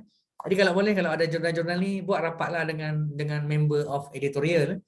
Macam saya dengan Journal of Social Economic Development, Widya Tama rasanya, Widya Gama ke Widya Tama, saya tak ingat nama dia. Widya Gama rasanya. Jadi Prof Irwan nama dia. Irwan Nugroho kalau tak silap gitu. Dia pun macam undang saya lah sebagai editorial team dia dan mungkin di situ macam rapat tu mungkin rapat yang dilakukan untuk screening proses ini itu ada di bahagian dia, karena pada saat dia kasih ke saya tu dia dah bagi tahu bahwasanya jurnal ni memang memenuhi kriteria dia gitu. Jadi saya sebagai section editor nggak boleh reject walaupun mungkin ada kesalahan gitu, ada kesalahan. Sepatutnya yang itu hak kita sebagai section editor. Chief editor nggak boleh cross kita punya. Jadi kalau macam dia akan submit ke kita tu minta kita screening first. Jadi kalau macam kadang-kadang managing editor pun punya peran gitu. Jadi dia peran mungkin di peran dia tu dia tengok layak ke tidak dia reject di situ atau dia decline terus siap-siap sebelum masuk ke saya, boleh juga gitu. Atau diminta saya untuk lakukan tu boleh. Okay, yang ini adalah peran lah. Some issue exist when submission tu kita pakai penulis tidak segera merespon keputusan editor. Jadi yang ni author ni submit, kita anggap first ni author ni submit dululah. So editor tidak segera memproses submission. Kan? Karena kita banyak kerja lain tidak segeralah, tapi kita harus ada time frame. Dalam waktu berapa lama editor ni harus juga meng-assign reviewer. Jadi macam managing editor, dia assign to editor, section editor ni menunjuk si reviewer. Ya, karena macam managing editor to section editor, managing editor dia proses untuk submission dari itu. dia kirim tu section editor. Section editor ni contohnya si Dr. Bayu tadi lah, Dr. Bayu tadi tu, so dia assign reviewer. So reviewer ni begitu dia submit sampai ke reviewer, reviewer tidak segera mereview. Yalah, okey, dia tak segera mereview karena banyak kerja lain, betul. Bagi time frame tadi. Nampak tak time frame yang saya buat 2 minggu, 14 hari. Jadi editor tadi submit, tapi kalau macam editor rasanya mudah, cepat aja. Jadi jaranglah. Kalau jurnal editor jarang lambat. Karena jurnal editor ni ada dipanggil admin editor, ada yang bantu, saya ada yang bantu gitu. Maksudnya ada orang staf penerbit yang membantu saya, kalau macam saya tak sempat dia akan buatkan on behalf of saya gitu. Tapi itu atas saya lah, kalau macam saya dah check dah okey, saya minta dia buat tak apa. So section editor ni tadilah Dr. Bayu tadi tu lah, Dr. Bayu Taufik Basomah, dia akan assign reviewer. Cari sesuai dengan skop jurnal dia akan assign. Dan sekarang ni masalahnya dekat reviewer. Reviewer pula dia tidak segera melakukan proses review. Karena mungkin banyak pekerjaan. Okey, it's okay, kita bagi time frame, schedule selama 14 hari. So dalam 14 hari ini kita minta dia buat jugalah, gitu kan. Kadang-kadang kalau saya sendiri kadang-kadang lewat minta maaf kan. Saya kadang-kadang cakap minta maaf, banyak pekerjaan yang ini lagi hidup segan mati tak mau contohnya kan. Karena macam hari ini pun sepatutnya due untuk kita submit nilai mahasiswa gitu kan. Tapi saya tak apa, it's okay gitu kan. So ini pun mungkin reviewernya kan banyak pekerjaan lain, karena dosen kan mungkin mengajar, family juga macam-macam lah. Tapi kita bagi masa 14 hari itu. Kalau macam dalam kita akan remind dia kalau boleh 3 hari sebelum atau 4 hari sebelum gitu. 3 hari sebelum just nice lah, kita remind dia untuk melakukan review. Macam saya yang dibuat sama jurnal-jurnal yang lain ni, MDPI dan Elsevier mana-mana tu, dia 3 hari sebelum, saya fikir dah sampai waktunya, padahal enggak. Dia cakap macam 3 hari lagi udah sampai due, maksudnya kalau 3 hari nanti ke depan ni 3 hari lagi aja udah selesai. Kalau boleh selesai hari ini, kenapa tidak dijalankan hari ini, gitu kata-kata dia. Kita pun pikir-pikir tak apalah, ada waktu kita hantam je kan. Nah, jadi kalau macam di sini juga menjadi kendala. Jurnal itu diterbitkan dalam jangka rentang waktu yang udah kita buat gitu. So reviewer tidak segera mereview. Okey, kalau macam direview dalam 14 hari, is okay, just nice lah. Karena kita bagi waktu dia 14 hari, hari ke-14 dia review, okey. Okey, sampai ke editor kan. Editor pula tidak membuat keputusan dan menyampaikan ke penulis terus directly. Ya kan? Tak, dia mungkin ada pekerjaan lain. Dan yang ini yang memang tugas dan tanggungjawab kita di sinilah sebagai bahagian daripada jurnal, karena kita ni ada tugas dan tanggungjawab dan kita bersetuju untuk jadi bahagian daripada jurnal dan melakukan pekerjaan inilah dengan sukarela. Sukarela ni volunteer je ni, mana ada duitnya, volunteer je. Dikasih kertas 1 lembar, pakai yang tu, sila tanggungjawab karena kertas selembar tu. One piece of letter is important. Jadi kita untuk BKD kita pun harus macam contribute lah. Okay, so editor ni editor ni section editor dulu lah. Section editor ni selepas reviewer tu dia akan masuk section editor. So section editor ni contohnya yang tadi saya tick kan, dia tak boleh, dia recommend ke saya. Yang saya tick itu maksudnya dia recommend, dia tak boleh buat keputusan. Boleh je section editor langsung directly tu penulis boleh. Ya, untuk meminta revision boleh, tapi saya pun kadang-kadang tak bagilah, boleh masuk ke saya untuk saya cek dulu sebagai managing editor kan, lebih bagus kan, bagus gitu kan, kita managing editor, kita screening balik, perbaikan semua-semua. Kalau ada masalah tadi kita boleh buat add discussion, kita buat diskusi balik through system tadi antara kita editor, section editor, managing editor, section editor dengan author. Ya kan? Okey, kita anggaplah sekarang ni editor tidak segera membuat keputusan dan menyampaikan ke penulis gitu kan. Okey, berapa lama kita kasih waktu ke dia gitu. Nah, jadi kalau macam kita hitung time frame ni perbaikan semua kena capai juga 3 bulan lah, standard lah, 3 bulan. Kalau macam kita buat quarterly publication kan. Quarterly publication 3 bulan lah kita anggap, karena kita anggap dia submit awal lah. Dia submit 3 bulan sebelum, mungkin 4 bulan lah, 4 bulan. 3 bulan sebelum, 3 bulan tu proses kita review, editing semua dan kawan-kawan. Jadi sampai ke author. Okay. Di author ni pula berapa lama kita mau kasih waktu ke dia gitu. Kan kita dah hitung-hitung dah semua ni. Ini harus cukup waktunya dalam mungkin 3 bulan lah. Gitu kan. Ya boleh Nanti kalau macam sekarang ni macam mana cara kelola jurnal yang bagus tu, harus tahulah time frame ni kita bagi ke mereka, dan mungkin banyak kerja sikit remind. Tapi sistem ni boleh remind sendiri. Kalau due dia akan remind. Ya gitu dia. Jadi walaupun sistem ni dia akan buat reminder sendiri gitu. Dan kita pun kalau boleh aware. Kalau macam dia tak respon, minta dia remind. Buatlah reminder tadi. Reviewer tu boleh remind dia balik. Okey, dia panggil resend kan. Kirim balik lah, remind dia lah. Kirim balik email ke dia gitu. Jadi dia pun dah di email lagi lah, padahal bukan kerja kita pergi nulis email tu balik, mana ada, kita klik je tu biar sampai ke dia, biar dia tahu gitu kan. Jadi tahu daftar dosa dia udah bersetuju tapi nggak review. Kurang lebih gitulah ya. Jadi sampailah ke penulis. Nah, kira-kira berapa hari lagi yang kita perlukan untuk bagi ke penulis? Yang ini atas tergantung kepada hasil meeting juga lah, hasil meeting editorial. Jadi semua ni sebenarnya tergantung editorial juga gitu. Jadi kalau tanya yang ni semua preview proses ni ya tergantung editorial lah. Editorial yang settingkan benda ni berapa lama, adakah 14 hari, 10 hari, 7 hari gitu kan. Nah, ini editorial dan kita tahu mungkin macam promosi pun sama juga. Promosi ini macam networking lah, macam dengan saya on behalf of EMT gitu. Nanti saya macam promote lah yang kita ada kerjasama dengan IKP bla bla bla macam tu. Terus kita cadang lah yang membuat tentang ekonomi publik macam tu, kita pun submit ke sana gitu. Boleh, kami nggak ada masalah. Nggak sepatutnya Scopus, kami submit aja gitu. Okay. So berapa lama ke author pula? Contohnya author dah buat revisi, bagilah ke author. Biasanya 14 hari lah standar. Kalau yang reputable jurnal 14 hari kasih. Memanglah terbakar kepala kita, adalah komennya banyak gitu. Saya pernah dapat komen jurnal tu, jurnal saya 23 page, komennya 27 page. Tebal dia komen dari jurnal saya gitu. Saya cakap yang ni banyak kerja saya baiki jurnal tu daripada menulis jurnal gitu. Jadi ada jurnal. Saya boleh tunjuklah jurnal tu. Memang di sini prosesnya aja sebenarnya yang menjadi bahagian daripada OJS ni adalah prosesnya tu dia terekod dengan baik. Terekod macam terekam dengan baik dalam tadi yang editorial activity. Dan itu nampak kalau macam paper ni disubmit kapan, diterima oleh ni kapan. Makanya dalam dia punya template jurnal kan ada receive, revise, lepas tu publish kan. Gitu kan. Jadi receive, revise online itu online publication. So yang itu semua kita boleh cari dalam sistem tadi karena di bawah tu ada report ya. Alright. Ada pertanyaan? Kan saya ceramah aja. Slide saya enggak banyak. Slide saya cuma 14 tapi boleh ngomong sampai 3 jam, 4 jam boleh lah. Pak Jumadil, jadi ini sangat menarik ya, makin siang makin semangat nih. Kalau di belakang ini memang wajahnya serius semua ya.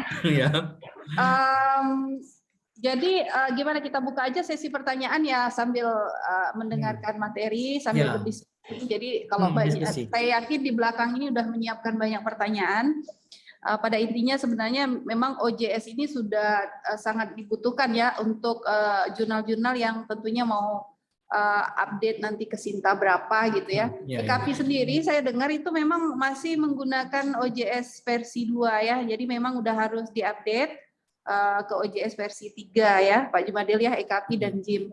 Nah, untuk sesi pertama ini Bapak dan Ibu, baik yang hadir di sini maupun yang daring, silakan ya untuk bertanya gitu ya, silakan. Boleh di kolom chat, namun lebih bagusnya langsung lah. Silakan boleh ya, raise hand. Karena kan ini tak boleh lagi, ini slowly lah kita di kelas. Ya. Fitri mungkin. Kalau Ibu Fitri saya kenal karena pemanasan ya, untuk pemanasan memang harus ada yang mulai gitu ya. Jadi kalau saya banyak nih pertanyaan ya. Salah satunya gimana caranya biar OJS 3 tadi ya. Mungkin nantilah kita yang terakhir gitu ya. Silakan. Yang di Zoom ya, yang di Zoom.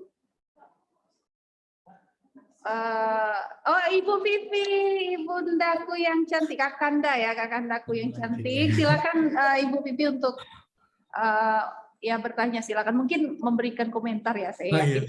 Silakan. Ya, ngerti pertanyaan Bu, saya mahasiswa kan. Ya. Silakan Bu. Ya. Bu, mungkin suaranya di unmute dulu. Dia lock rasanya, terlock. Mungkin dari situ. Ya, silakan Bu, silakan Bu. Baik, terima kasih. Assalamualaikum warahmatullahi wabarakatuh.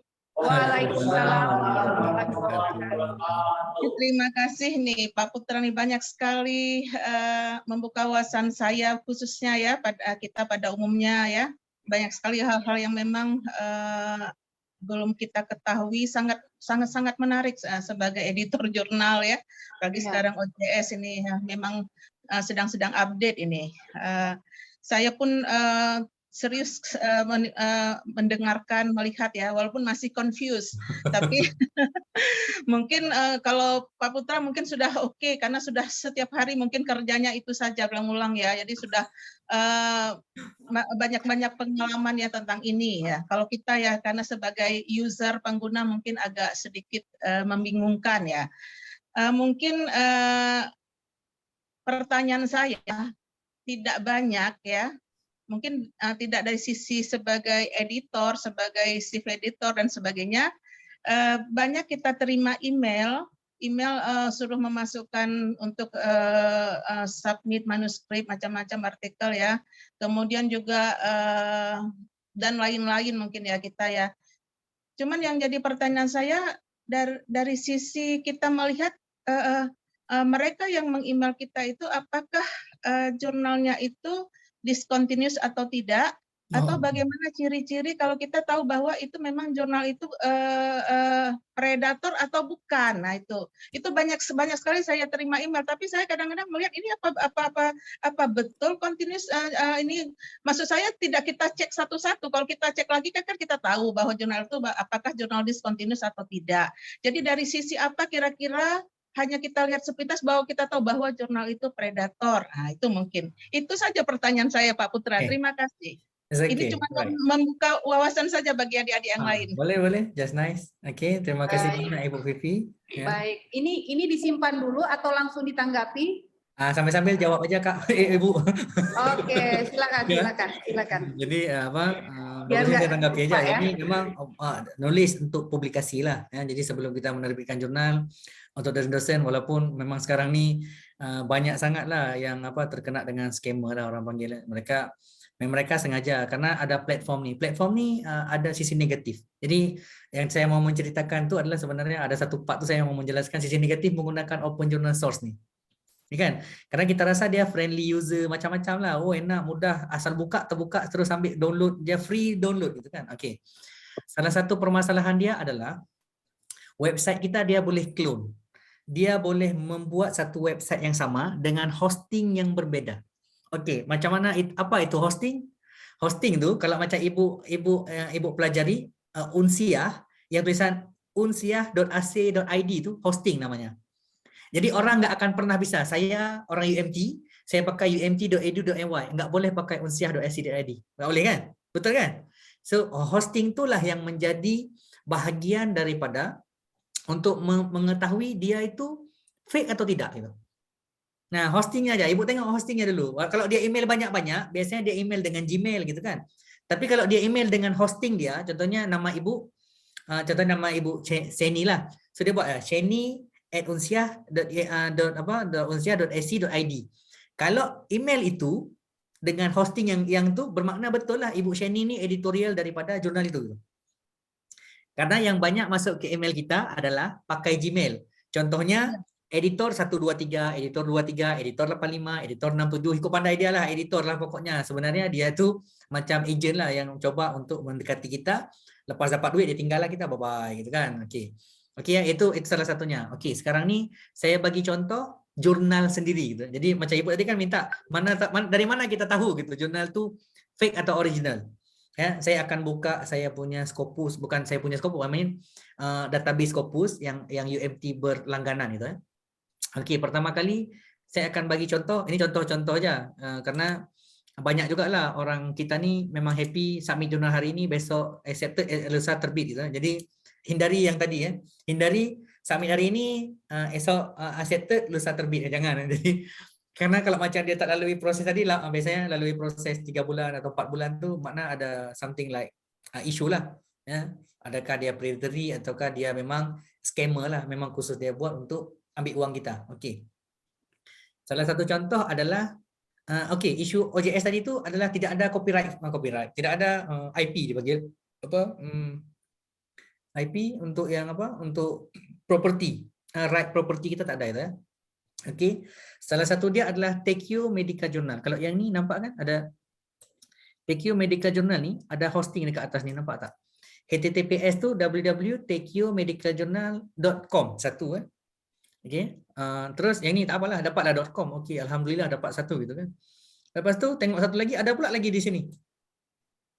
Ada pula lagi di sini, nampak tak? http://tekiomedicaljournal.net pula. Yang satu .com, satu .net.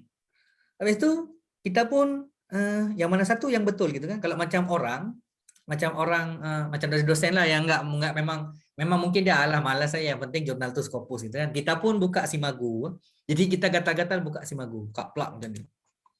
Buka lah Simagu. Nampak tapi saya klik Simagu dulu. Yang mana dia? Okey. Terkeluar tak Simagu ni? Terpapar tak Simagu? Ya, Keluar. Terkeluar Okey ya. So dalam Simagu ni terkeluarlah Tekio Medical Journal Jadi ada dua website tahu, satu .com, satu .net Satu.com, satu .net yang mana satu yang betul saya pun tak tahu gitu. Jadi tak tahu mana satu gitu. Jadi cuma saya mau tunjukkan di dalam Simagu. Dalam Simagu pun kita pun tengok pusing-pusing sampai 2021 lah kita. 2021. Ibu-ibu ingat 2021 dia buat Habis tu kita pun cari kat bawah, ni ada medicine, contohnya medicine bla bla bla, contohnya ada kawan-kawan yang dari veteriner macam tu dia publish dekat sini. Okey. So kita pun cari yang paling bawah. Sebenarnya informasinya ada di paling bawah. Okey, tengok. Dear sir, can you please clarify the following about this journal? Ingat, Simagu ni dia bukan database Scopus. Dia metric of Scopus. That's why kita harus pelajari dulu siapa dia gitu. Jadi kalau tanya, dia tak akan jawabnya untuk kita. Kalau nggak percaya, coba tanya dia. Dia tengok dia jawab apa. First ni dia tanya, can you please clarify the following about this journal? Is this in the Scopus? Memang dia dalam Scopus. Dia tak cakap pun dalam tak Scopus. When and for which time? Kan? Kapan dan macam untuk apa waktu berapa lama? Ada 2000 ke 2010, 2020, 2021 itu kan. Okey. Who is the publisher? Kita tanya, siapa publishernya? Kalau macam EKP tadi, publishernya siapa? Unsiah kan? Kalau macam tadi UMTJUR kan, UMT kan? So kita tanya siapa publishernya? So Tekio University of Tohoku University. Nah, kadang-kadang karena dia OJS, semua orang boleh akses, dia download dulu semua jurnal sebelum ni, dia create. Kalau orang pandai sistem, dia create je terus dengan guna .com, .net tu, lepas tu dia pun upload balik file tadi. Mungkin dalam sekejap dah lah, mungkin dalam sebulan tu siap lah semua dia buat. Sama sebiji macam jurnal asal dia. Kadang-kadang jurnal ini di China kita nggak bisa akses, China nggak ada akses ke kita gitu. Kadang-kadang dia tutup lah. Jadi dia tak ada akses ke kita directly. Kalau macam kita klik China punya, pusing-pusing kan, habis tu dia tag macam out of time gitu kan. So sehingga kita nggak boleh untuk akses dia punya. Nah, yang ni adalah kesempatan bagi orang-orang yang jahat, orang-orang yang cari keuntungan di sini. Jadi dia buatlah satu jurnal tu menggunakan OJS tadi, kan? Dia buatlah OJS. Nampak tak? Dia buat OJS. Dia buat OJS. OJS ni kan friendly kan? Dia buat aja hosting, dia buat guna OJS, selesai. Kita pun percaya bosnya jurnal tu betul. Lepas tu tengok mana satu yang betul, ada dua, .net satu dengan .com. Okey, kita lanjut balik ke sini. What are the affiliation of the editor and are there two journal and which one is fake? Mana satu yang memang fake? Kadang-kadang dua-duanya fake. Kadang-kadang dua-duanya ni memang fake karena enggak ada hosting gitu kan. Karena jurnal asalnya ada di contohnya di Jepang atau di China gitu. Mungkin kita nggak boleh akses. Okey, kita tengoklah jawapan dia. Jadi kalau macam Bapak Ibu macam mau submit jurnal, buka Simagu, nggak apa-apa, boleh. Tengok Simagu boleh, tapi jangan lupa tengok paling bawah. Jadi Bapak Ibu disarankan untuk tengok tulisan di bawah komen orang gitu. Dan kadang-kadang orang yang jahat ni, saya panggil orang jahat lah, scammer lah. Scammer ni minta orang Simagu Metric ni untuk tutup komen dia ni. Ada, dia minta dia tutup sehingga orang nggak bisa komen. Tapi biasanya dia open macam ni sehingga kita tahulah ada masalah dengan jurnal ni. Gitu kan? Okey.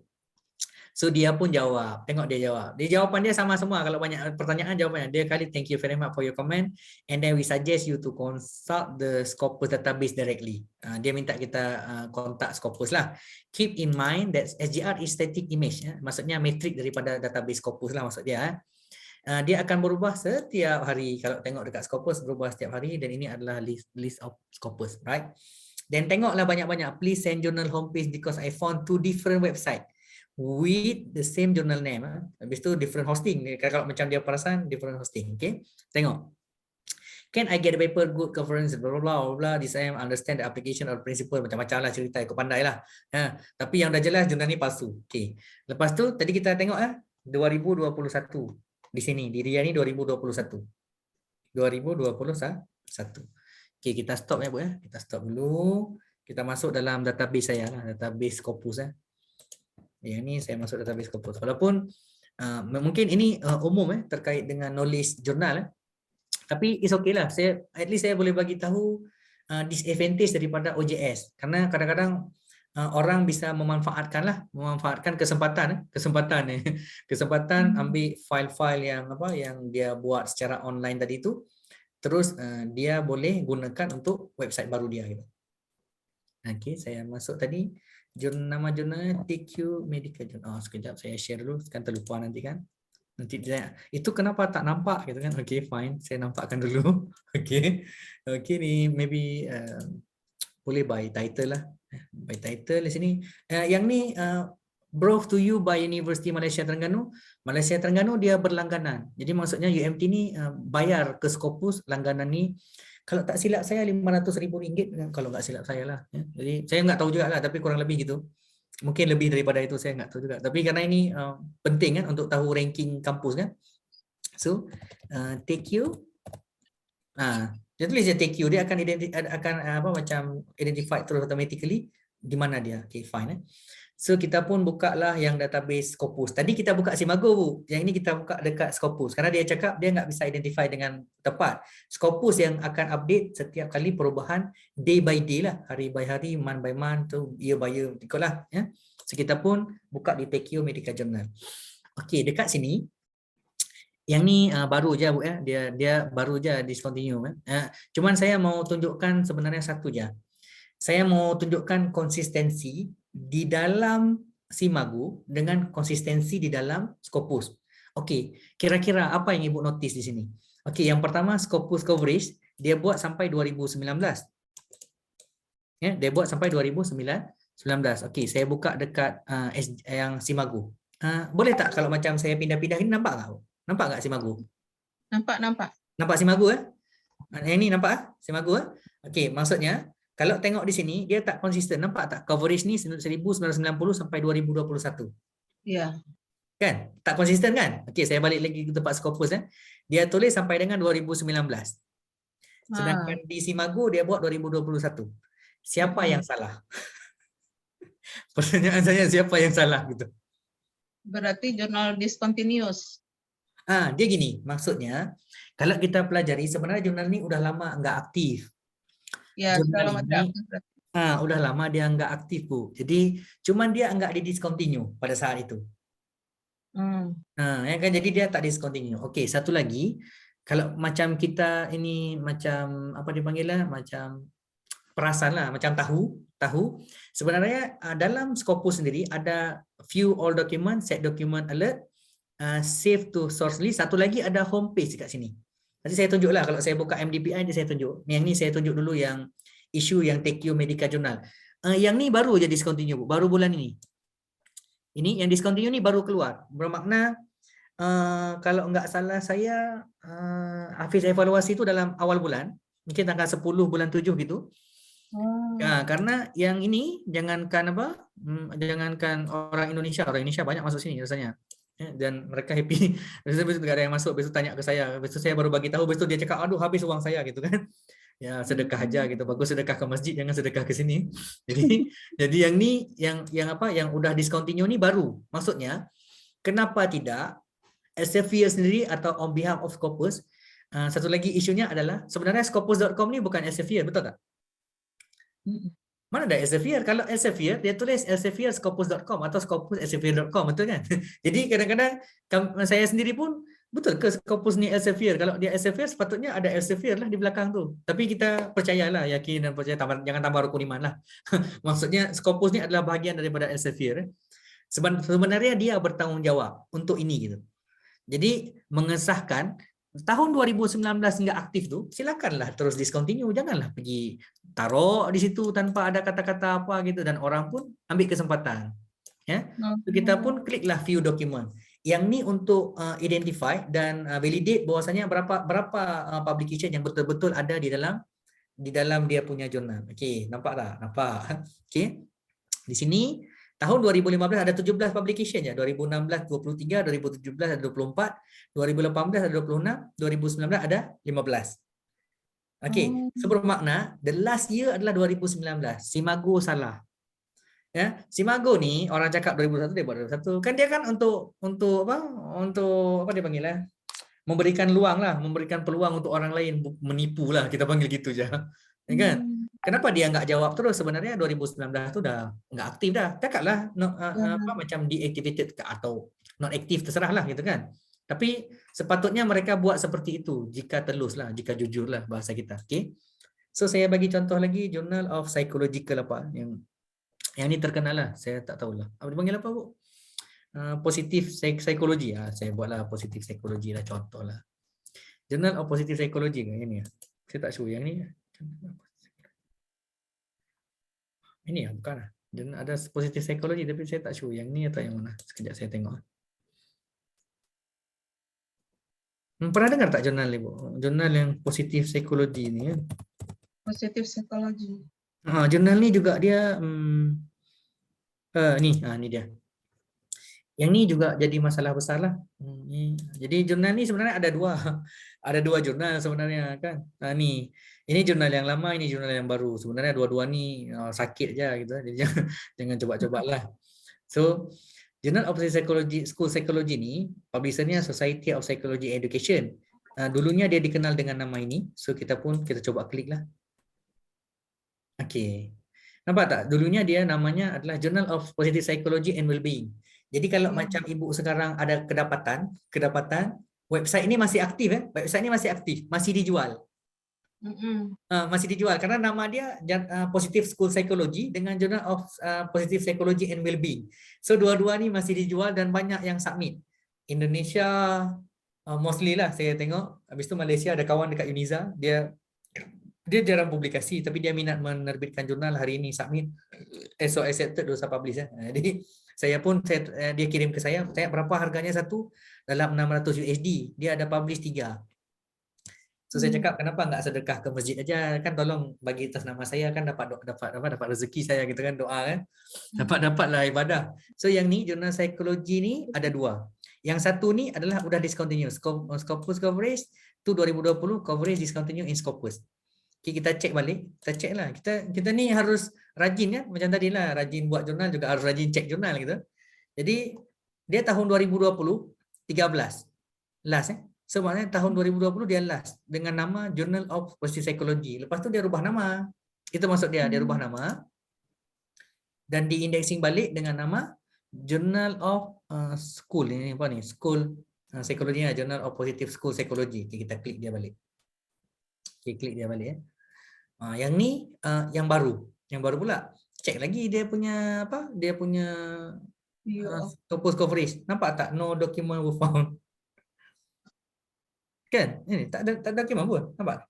Tak ada dokumen. C. Sebelum ni ada dokumen dia. Jadi sebelum ni ada dokumen ni. Society of Psychology Education ni, yang Journal of Psychology ni ada dokumen dia, tapi sekarang ni dia remove. Dia hapus. Dia hapus sebahagiannya, so jadi kosong.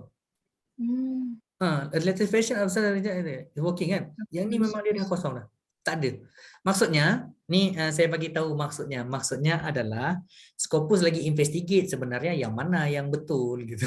Dia pun dah confused dah, mana pula jurnal ni dah discontinue tahun yang lalu, tahun 2001 dia terus aktif gitu. So dia pun investigate balik gitu. Jadi Scopus ni pun kadang-kadang terlalu banyak jurnal yang masuk ke dia, so dia pun dah pening dah. Kalau kita macam identify, kadang-kadang yang communicate dengan kita ni kadang-kadang bukan daripada orang Amerika pun. Ya, yang communicate dengan kita ni orang India, betul tak? Ya. Kan, India aja kan. So mostly rasanya ini udah di subcon. Maksudnya subcon ni dikontrakkan ke orang India gitu. Jadi yang dipekerjakan ni adalah bahagian daripada orang India lah, orang India yang mungkin tinggal di US, tinggal di mana-mana gitu. The same like macam editor jurnal. So yang ni adalah salah satu kita identify cara dia macam udah discontinue atau tak discontinue. Cuma yang paling penting Bu, harus dipanggil concern lah, concern. Caranya buka dulu jurnalnya, cari ada nggak jurnal yang sama atau nombor dia kita panggil ISN atau IISN dia. Kadang-kadang ada 2 website. So kita macam ragu-ragu lah kalau ada 2 website kan. Dan jangan pernah percaya dengan Scopus tu. Dan jangan tambah rukun iman. Karena saya dah pernah dulu tanya ke dia. Apa dia cakap? Untuk saat ini jawapannya gini. Untuk saat ini itulah yang original source. Nanti dia boleh jawab. Selepas proses review sebenarnya bukan itu original source, yang lain lagi. Kira-kira sakit hati tak kita? Kira-kira kalau dia sakit hati tak? Walaupun mungkin kenanya bukan ke saya gitu, maksudnya ke kawan-kawan saya. Saya tanya ni on behalf of kawan-kawan saya. Karena kawan-kawan biasanya submit paper ikut suka dia kan. Ada yang kemarin tu baru submit kemarin baru submit kakak di sini, doktor di sinilah, Dr. Wanor nama dia kan. Jadi dia submit ada nama saya. Pada saat dia submit, dia buat notification ke saya kan. Apa saya cakap? Jurnal itu jurnal palsu lah, ngapain pula submit ke situ gitu. Kalau saya ada, saya boleh tahulah jurnal itu palsu karena saya udah identify. Habis tu besoknya dapat acceptance letter. Hari ini dia submit, besok tu dapat acceptance letter. Habis tu dia minta pembayaran. Minta pembayaran. Nah, yang inilah yang menjadi keraguan-raguan kita. Kalau kita rasa ragu-ragu, jangan bayar. Kalau dia hari ini submit, esok accepted, jangan bayar, biarkan aja dia. Biar Scopus pun. Ingat, yang dia tawarkan ke kita websitenya yang Scopus, bukan database Scopus yang Scopus. Yang kita perlu adalah database itulah yang Scopus. Betul tak? Kadang-kadang kita terbitkan jurnal, kita enggak sakit hati jika discontinue, enggak sakit hati, tapi sakit hati kalau dia memang palsu, kan? Kan sekarang ni gini, kalau ada proses semua, ingat tu, dia panggil jurnal ASEAN Financial, JAFEB lah dipanggil. Kalau tengok ada JAFEB, yang Korean Institute kan, Korean Institute di Korea itu kan. Dulu dia ada Scopus Q2, tapi dia ada Web of Sign. Jangan takut. Kalau submit ke dia, hilang Scopusnya, ada Web of Sign gitu. Ada 2 database. Ya. Dan jurnal itu, saya tengok memang dia very strict lah. Dia komunikasi dengan kita bagus gitu. Mungkin ada yang kerjasama dengan dia, contoh agen-agen yang menggunakan nama author untuk submit ke dia on behalf of author. Nah, yang ini diinvestigate sama Scopus sehingga di-discontinue. Jadi kalau mau buat jurnal itu discontinue mudah aja. Tapi kalau jurnal fake dia nggak takut. Kalau jurnal itu jurnal palsu, ibu mau buat kepala ke bawah kaki ke atas dia nggak apa dah. Dia nggak mau tahu. Yang penting uang itu dia dapat. Dan dia akan teruskan perjalanan dia selama orang bisa tertipu dengan dia gitu. Nah, yang saya nggak bisa sampaikan secara umum ke orang Indonesia adalah yang ini gitu. Jadi sebahagian kalau macam ada pertanyaan macam ini sebenarnya bagus dan boleh disseminate this information lah untuk mereka yang memang suka submit paper hari ini submit, esok accepted, lusa publish ya. Jadi yang sebenarnya proses itu panjang kan, tadi saya bagi tahu. OJS saja punya proses gitu kan. Cuman OJS ni kelemahannya tadi. Jadi dia nggak minta verifikasi. Kalau seandainya begitu hosting kita tuh diverifikasi dengan dokumen. Seandainya gini, contohlah, yang saya collaborate dengan kawan-kawan, contohnya itu hosting di Malaysia, yang punyanya siapa? Jadi kalau macam yang punyanya saya, misal saya lah yang punyanya. So saya harus lengkapkan identitas saya lengkap. Jadi begitu saya buat publikasi semua orang boleh kontak saya kalau seandainya saya menipu, betul tak? Sekarang ini kan enggak. Any single person boleh buat hosting, beli hosting, pasang hosting, install OJS, semua boleh. Ya, jadi kelemahannya di situ. Jadi kelemahannya semua orang, you can do it by yourself kalau kamu pandai untuk membuat sistem. Ya, alah sistem ni mudah aja buat, serius. Saya cuma tak jahat aja lah, gitu kan. Karena kita orang akademik kan, yang ada etika penerbitan ini itu kita jahat. Kalau saya tahu aja mereka buat website ini karena apa macam open journal source tadi, sehingga OJS tu diupdate. OJS ni ada dulunya langsung directly save masuk indeks Copernicus. Indeks Copernicus tu sebenarnya bagus, cuman gara-gara predator tu lah dia rusak. Karena dulu OJS dia provide, dia panggil XML untuk macam download kita punya meta analisis, dia panggil metadata kita tu. Lepas tu kita import ke dalam Copernicus. Sekarang ni OJS nggak buat karena dia takut ada banyak predatory journal yang dia publish, dia tarik, dia import, dia export data tu, dia masukkan ke Copernicus. So sekarang ni proses tu berubah. Jadi Copernicus ni si editor harus submit manually satu. maksudnya dia nggak akan bisa submit 100 jurnal sekalian, nggak bisa gitu. Karena dia dievaluasi. Jadi Copernicus ni dia buat evaluasi. Jadi nggak sembarangan juga. Kadang-kadang orang cakap, yang ni sembarangan. Enggak. Kalau macam kita dah submit, dia tak boleh revise-nya. Kita harus komen macam contact the editor balik untuk bisa dia masukkan lagi gitu. Jadi yang paling penting adalah hosting dia, yang kita harus identify hosting dia, dan cobalah browse macam searching. Takut ada nama jurnal yang sama mungkin Bu. Tapi kalau macam Ibu rasa hosting ni dah betul, hostingnya betul kan? Tapi kita kan kalau macam luar negara macam Rusia, Italia, mungkin kita nggak terbiasa dengan hosting dia. Tapi Ibu mungkin ada kawan-kawan yang memang terbiasa menggunakan email dia. Nah, email tu email luar negara. Cari kampus tu betul nggak emailnya macam tu? Macam saya lah. Saya kan nama Jumadil Saputra. Pasti email saya jumadil.saputra@umt.edu.my atau jumadilsaputra@umt.edu.my macam tu. Jadi itu yang menandakan saya original daripada kampus itu. Kalau saya pakai Gmail, yang itu personal saya. Jangan, dari yang personal saya jangan balas, nggak apa-apa gitu. Jadi yang paling penting yang email hosting berdasarkan hosting kita lah. Kalau macam Unsiah sendiri, contoh nih minta maaf. Unsiah ni ada jurnal yang OJS, terus tu dia dapat Scopus. Kan kita biasanya OJS ni kita upgrade begitu. Macam tadi lah UMT-JUR ada 2 website. Ada 2 website. Kalau seandainya saya tak kalau udah dapat Scopus, 2 website ni, yang satu ni saya tinggalkan aja, yang satu ni aktif OJS ni. Yang saya tinggalkan ini, kalau ada orang jahat, dia boleh trace dan masuk balik ke dalam jurnal ni dan dia create jurnal balik. Betul tak? Tapi dia nggak bisa buat UMT-JUR itu sebagai hosting UMT. Dia akan guna .com. Maksudnya dia akan pakai umtjur.com atau umtjur.net atau umtjur.org. Ya, jadi maksudnya dia boleh pakai nama UMT-JUR tapi tidak bisa merubah hosting. Karena hosting ni rumahnya, hosting tu rumah lah. Rumah tempat di mana jurnal kita diinstal, dipasang, semua tu adalah di hosting kita. Maksudnya unsiah.ac.id. Itulah rumah kita gitu. Kalau tahu rumah kita lah, Unsiah lah rumah kita gitu. Jadi kita identify dulu. Dia betul nggak rumah dia di situ, hosting dia itu. Kalau enggak, bermakna itu palsu lah. Dan sekarang ni banyak jurnal dijual. Ini saya bagi contoh. Saya ada kawan dekat Polandia. Polandia ni ada di Gruiter dengan Saindo lah. Jadi saya sharing sikit lah terkait dengan jurnal-jurnal atau publisher. Jurnal ni bisa diperjualbelikan. Ini contoh ya, bisa diperjualbelikan jurnal. Seandainya kita ni nggak sanggup mengelola dia gitu. Karena untuk mengelola jurnal ni high cost, biayanya besar. Jadi that's why yang well reputable and well publisher ni adalah yang private, yang banyak uang gitu. Ini memang banyak uang untuk bayar staff dia, copy editing, proofreading, macam-macam lah. Yang memang well publisher kan. Nah ini macam kendala besar lah buat kita. Dan dia boleh diperjualbelikan kalau tak sanggup mengelola. Okey, salah satunya saya dulu ada tengok satu nama International Journal of Social Science and Education lah.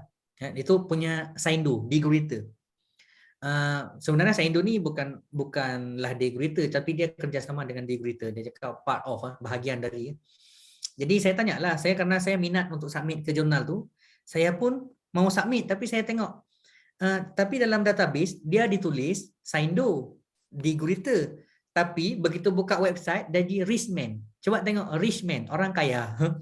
Richman, orang kaya. Publishernya namanya Richman. Tak percaya saya buka lah. Takut tambah rukun iman, saya buka lagi ya. Jadi biar lebih mendalam. Okey, saya buka namanya Richman. Saya tak ingat nama dia, tapi Richman lah. Richman. Publishernya namanya Richman. Richman publisher lah, publisher. Nah, publisher ni kan macam perusahaan lah. Ya, publication Richman, ini dia. Journal Richman Publishing. So saya akan tunjuk, saya rasa dia dah rubah dah. Dulunya masih Saindo. Saya tunjuk jurnal dia. Okay, right, then I will share you all. Okay, this one. Apa tak? Richman tambah T je lah. Richman Publishing yang ni. Dialah yang beli jurnal itulah. Saya kontak dengan editorial daripada jurnal asal, maksudnya Saindo sendiri. Saya tak kontak di Richman ni, saya kontak ke sana. Lepas tu saya tanya, betul nggak jurnal ni jurnal kamu? Betul, kata dia. Saya ada lagi kalau macam mau tengok apa diskusi saya dengan dia, ada lagi. Saya tak show yang ni ya, bukan. Sekejap, ada salah satu nama tu memang dia Social Science Education gitu rasanya nama dia. Sekejap, rasanya yang ini ya. Mungkin yang ini.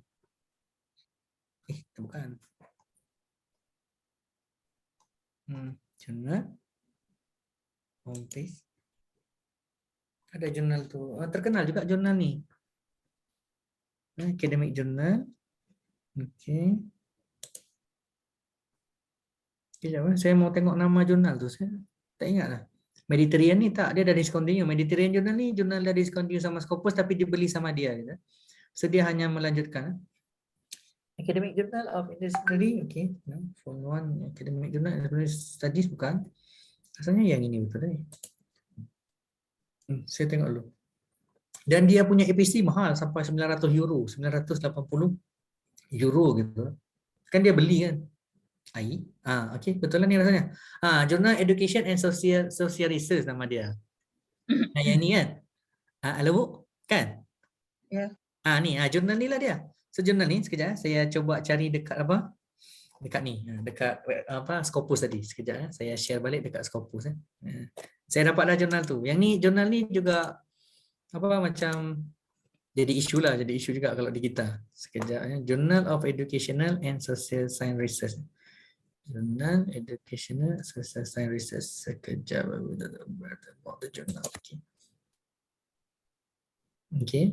Nanti saya bagi tahu yang ni original walaupun dia dah jual tapi kita tahulah dia jual. Ini original Yang tadi itu memang fake terus lah, memang palsu terus lah, tapi yang ni original memang dia jual.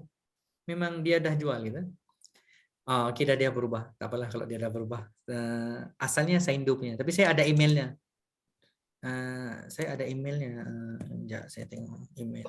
Saya tanya ke apa editor jurnal tu. Saindo dia punya ini.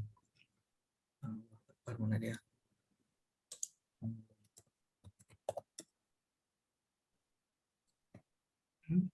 Okay, right.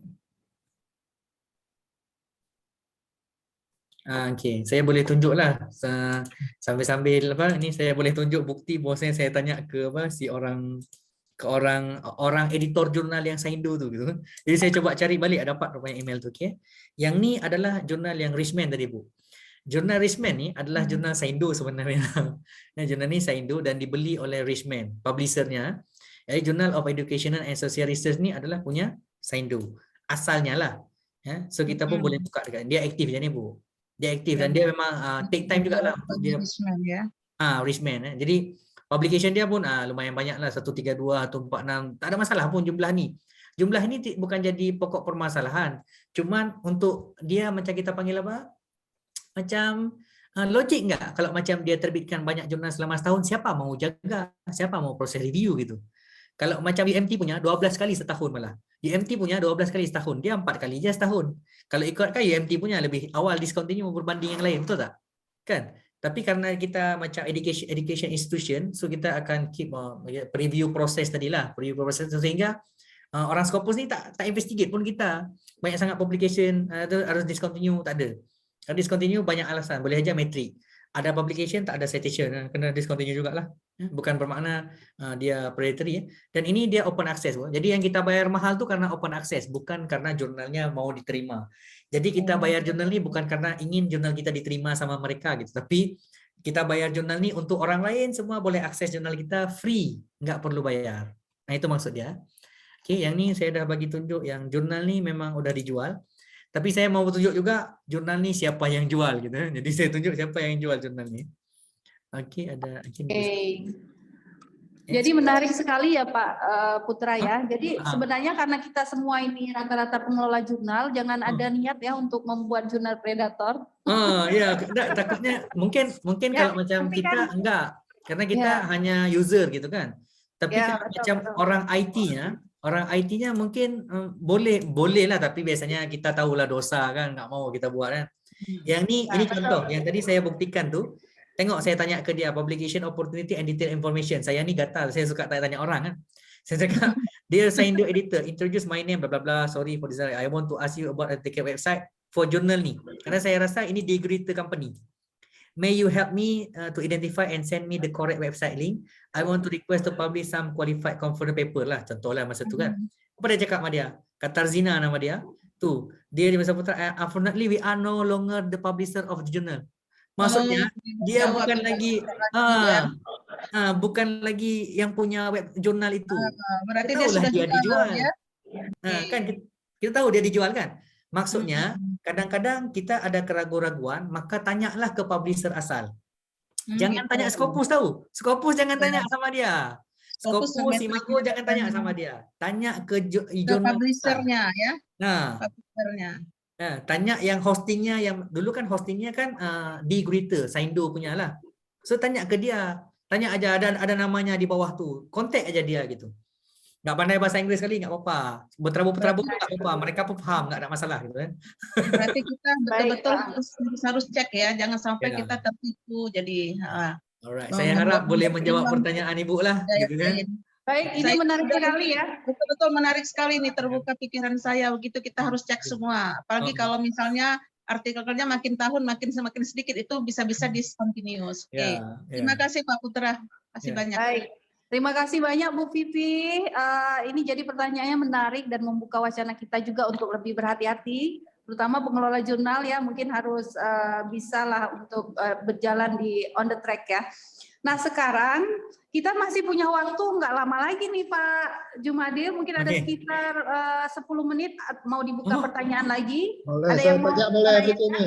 Oh boleh Pak Taufik, tapi jangan lama-lama ya Pak Taufik. Oh sebentar Pak Taufik, saya ada bintang tamu nih yang udah saya undang khusus Pak Sakir ya. Silakan Pak Sakir mau bertanya, katanya 5 menit saja ya. Oke, tanya 5 menit jawab sejam. Oke, baik. Assalamualaikum warahmatullahi wabarakatuh. Waalaikumsalam Pak. Terima kasih Bu Ceni nih. Ini mempertemukan kami lagi dengan Pak Jumadil Saputra nih, Pak Putra. Ya betul. Ya, beliau yang kemarin kami ke Terengganu, beliau yang ini antusias sekali. Beliau dengan kami almarhum Prof Nasir ya, Prof Said dulu. Ya Pak Putra, kita ketemu kembali nih Pak Putra. Ya, Berbahagia kali kami berbagi ya, sharing. Ya Pak Putra. Kalau ke Aceh nanti ini kita ketemu. Boleh, Ya siap Pak Pak. Putra ya. Oke. siap. Bu Ceni terima kasih. Yang pertama ini ada beberapa hal ini yang ingin mungkin saya ingin penjelasan. Yang pertama tadi masalah database Scopus itu. Ya. Yang perlukan database tadi seperti Pak Putra katakan dibandingkan dengan website jurnal Scopus. Itu apa bedanya itu Pak? Bagaimana menandakannya ini? Karena ada kasus bahwa di salah satu dosen kami di Skimago ada itu Scopus, tapi waktu kita search di Scopus author itu tidak ada nama dia. Nah, itu kayak mana itu Pak Putra? Satu lagi ada jurnal cloning, artinya persis sama. Itu kami pernah temukan waktu kami periksa pangkat. Itu ada jurnal DLSU. Itu kayak mana itu kita menandakannya itu dan mendeteksi itu Pak Putra? Karena banyak kali korban yang saya lihat. Saya pikir itu ya Pak Putra, mungkin mohon penjelasannya. Terima kasih. Ya, Pak. Pak Putra sekalian dengan Pak Kajur kami ya, biar kompak gitu. Silakan Pak Taufik, biar baik. Pak Taufik bisa dirapel gitu ya jawabannya. Boleh. Makasih Pak Bu Ceni, Pak Putra. Jadi ini saya mau tanya tentang apa itu kalau untuk suatu jurnal itu kalau jumlah artikel per tahunnya yang wajarnya berapa Pak? Di atas 100, di bawah 100, di bawah 50 atau gimana? Yang dianggap wajar. Terima kasih Pak. Oke, silakan Pak Putra. Oke. 5 menit ya Pak Putra. Terima kasih banyak. 5 menit jangan, bagilah 10 menit, 20 menit, sejam gitu kan. Dosen ini kalau ngomong dia nggak ada lampu merah. Baik. Jadi dosen tuh karena minat bercakap kan, minat ngomong lah. Betul. Makasih banyak untuk Pak Syakir lah. Lama tak jumpa kita Pak. InsyaAllah jumpa lagi di Terengganu. Walaupun macam next ni datang tak ada lagi Prof kan. Nanti bawalah rekan yang lain. So nanti jemputlah Pak Taufik sekali ya. Terima kasih kita atas ketemu pertanyaannya. Memang pertanyaan ini memang signifikan lah ditanya. Dan kadang-kadang orang pun macam confused sebenarnya apa yang terjadi dengan Scopus gitu kan. Pertanyaannya apa yang terjadi dengan cinta? Bukan. Ada apa dengan cinta? Apa ada dengan Scopus? Scopusnya masalah. Jadi sebenarnya bukan websitenya masalah, Scopusnya gitu. untuk tentang database Scopus ni dia akan ada authenticated website. Maksudnya jurnal kita ni, platform jurnal kita yang OJS tadi kita panggil website jurnal. Ya, jadi ingat yang tempat platform kita submit paper ni kita panggil website jurnal. Satu lagi dia panggil authenticated Scopus website journal. Okey, saya bagi contoh dalam sini, saya bagi contoh menggunakan saya punya Scopus. Right, ya, saya punya Scopus. Saya ambil jurnal salah satunya sustainability contohnya. Sustainability Switzerland contohnya, Switzerland. Ya, okey, Swiss journal. Switzerland. Correct. This sustainability. Tak keluar pun sustainability. Sekejap. Saya harus bagi contoh biar mudah kita identify betul tak jurnal tu website yang authenticated, yang memang diakui sama Scopus, karena kadang-kadang Scopusnya yang tak akui sustainability. Jadi kalau misalnya ini sekalianlah saya jawab dengan pertanyaan Pak Taufik tadi ya, Pak Taufik ya. Sustainability website dia, sekejap dia tak boleh buka. Okay, right, this one. Okay, saya dapat, saya share dulu. Saya share. Sebenarnya terpercaya aja si Mago tu karena dia matrix, cuman dia setahun sebelumnya. Kadang-kadang dia tak update ni jadi masalah kita karena dia tak update, Pak. Jadi satu tadi platformnya database Scopus, satu lagi website journal. Jadi platform yang kita pakai ni website journal. Okey, ni database juga, ini matrix dari database. So saya ambil yang inilah sustainability contohnya. Contohnya saya ambil IASN. Saya ambil IASN. Lepas tu saya pergi balik ke, contohnya saya masuk lagi ke, saya stop dulu, saya masuk ke yang Scopus. Ya, saya masuk Scopus. Okey, kat sini saya masuk ke Scopus IASN. Alright, dan saya share. Ni sekalianlah saya jawab dengan dengan Pak Taufik ya. Kira-kira logik tak dia publish paper ni? Dari saya satu tu saya akan menjawab database dengan website Scopus, website jurnal tadi yang Scopus ya. Okey, yang ni satu database yang Bapak nampak ni dipanggil database. Yang ni yang Bapak nampak ni secara umum ni yang gini. Okey, yang ini adalah database Scopus ni. Ini database Scopus ni. Okay, ni database Scopus. Lepas tu mana website dia? Website dia sebelah kanan ni ada source homepage kan.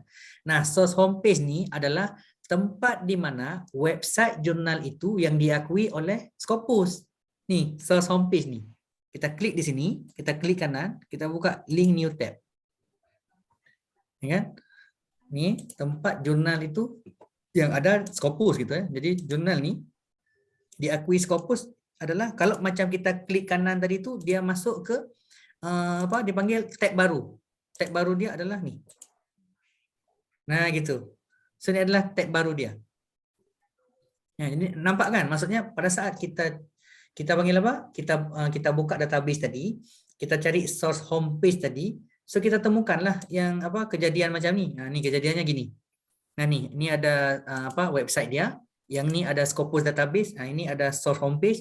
Nah source homepage ni kalau kita klik di sini, klik aja ni, dia keluarlah dia punya website. Website ni Pak. Gitu kan. Okey. Sekarang ni mungkin kejadian apa yang Bapak buat ni adalah pengalaman daripada kawan saya. Kawan saya tu sebenarnya dia publish websitenya palsu, tapi dia deal dengan Scopus karena orang ni pandai kan, dia pergi submit ke Scopus pun nggak tahu. Ya, dia coba submit ke dalam database ni dalam database tadi ni, sehingga ada source homepage ni, dia submit, dia masukkanlah source homepage, tapi dia tak boleh nak add dia punya dokumen. Dia terbit di website jurnal, di platform jurnal, tapi dia tidak dimasukkan dalam database di jurnal sustainability ini, misal contoh kan, karena dia masih harus diinvestigasi ya, sehingga kalau misal bermasalah dan dia enggak tahu, untuk menghindari masalah si Scopus tadi, dia hapus je source homepage ni, sehingga kadang-kadang kalau Bapak Ibu tahu ada empat unsur sini kan, ada view all documents, set documents, save to source list kan, source homepage. Kadang-kadang Scopus hilangkan source homepage ni karena dia rasa misal jadi bermasalah buat dia pula nanti yang mana satu websitenya, atau dia orang udah deal dah kong kali kong bahwasanya jangan sampai ada dia punya soft homepage, sehingga kita masih bisa jual lah yang website palsu tadi tu ya. Yang database tadi tu berdasarkan daripada website, ini adalah website dia, ini website dia, ini website sustainability, sustainability yang ini memang terkenal lah. Kalau ini setiap setahun 12 kali kalau nggak salah, setahun 12 kali dia terbitkan. Nggak asli yang apa special issue gitu kan. Okey, saya dan punya Bapak Zakir ni, saya balik lagi, saya tengok database dia, inilah dia Pak. Jadi kalau database Scopus tu dia akan keluar macam ni. Ini berdasarkan website. Kalau Bapak macam mau identify dia, Bapak klik view at publisher. Nah gini, kan? Nampak tak? Dia langsung masuk di mana jurnal itu diterbitkan. Ya, jadi kalau misal kita dah tahu udah masuk database ke mana database, mana jurnal. Yang ini jurnal. Yang ini jurnal, yang ini database Scopus. Ada dua dia. Yang ini jurnal, yang ini database Scopus.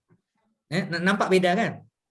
Bedanya nampak kan? Okey. Okey, satu lagi saya mau kasih tahu. Ada enggak yang tengok dekat sini ribu-ribu ni? 8,000, 14,000. Jadi saya mau jawab pertanyaan Pak Taufik ni. Sebetulnya berapa sih nilai wajar untuk satu buah jurnal untuk menerbitkan gitu kan?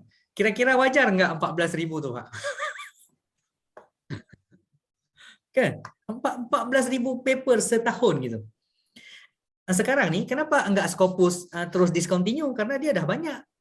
Kenapa IGICC discontinue? Kenapa itu? Nah, ada pertanyaan kan? Jadi pertanyaan besar buat kita itu. Kenapa IGICC hanya menerbitkan 1,500 di discontinue?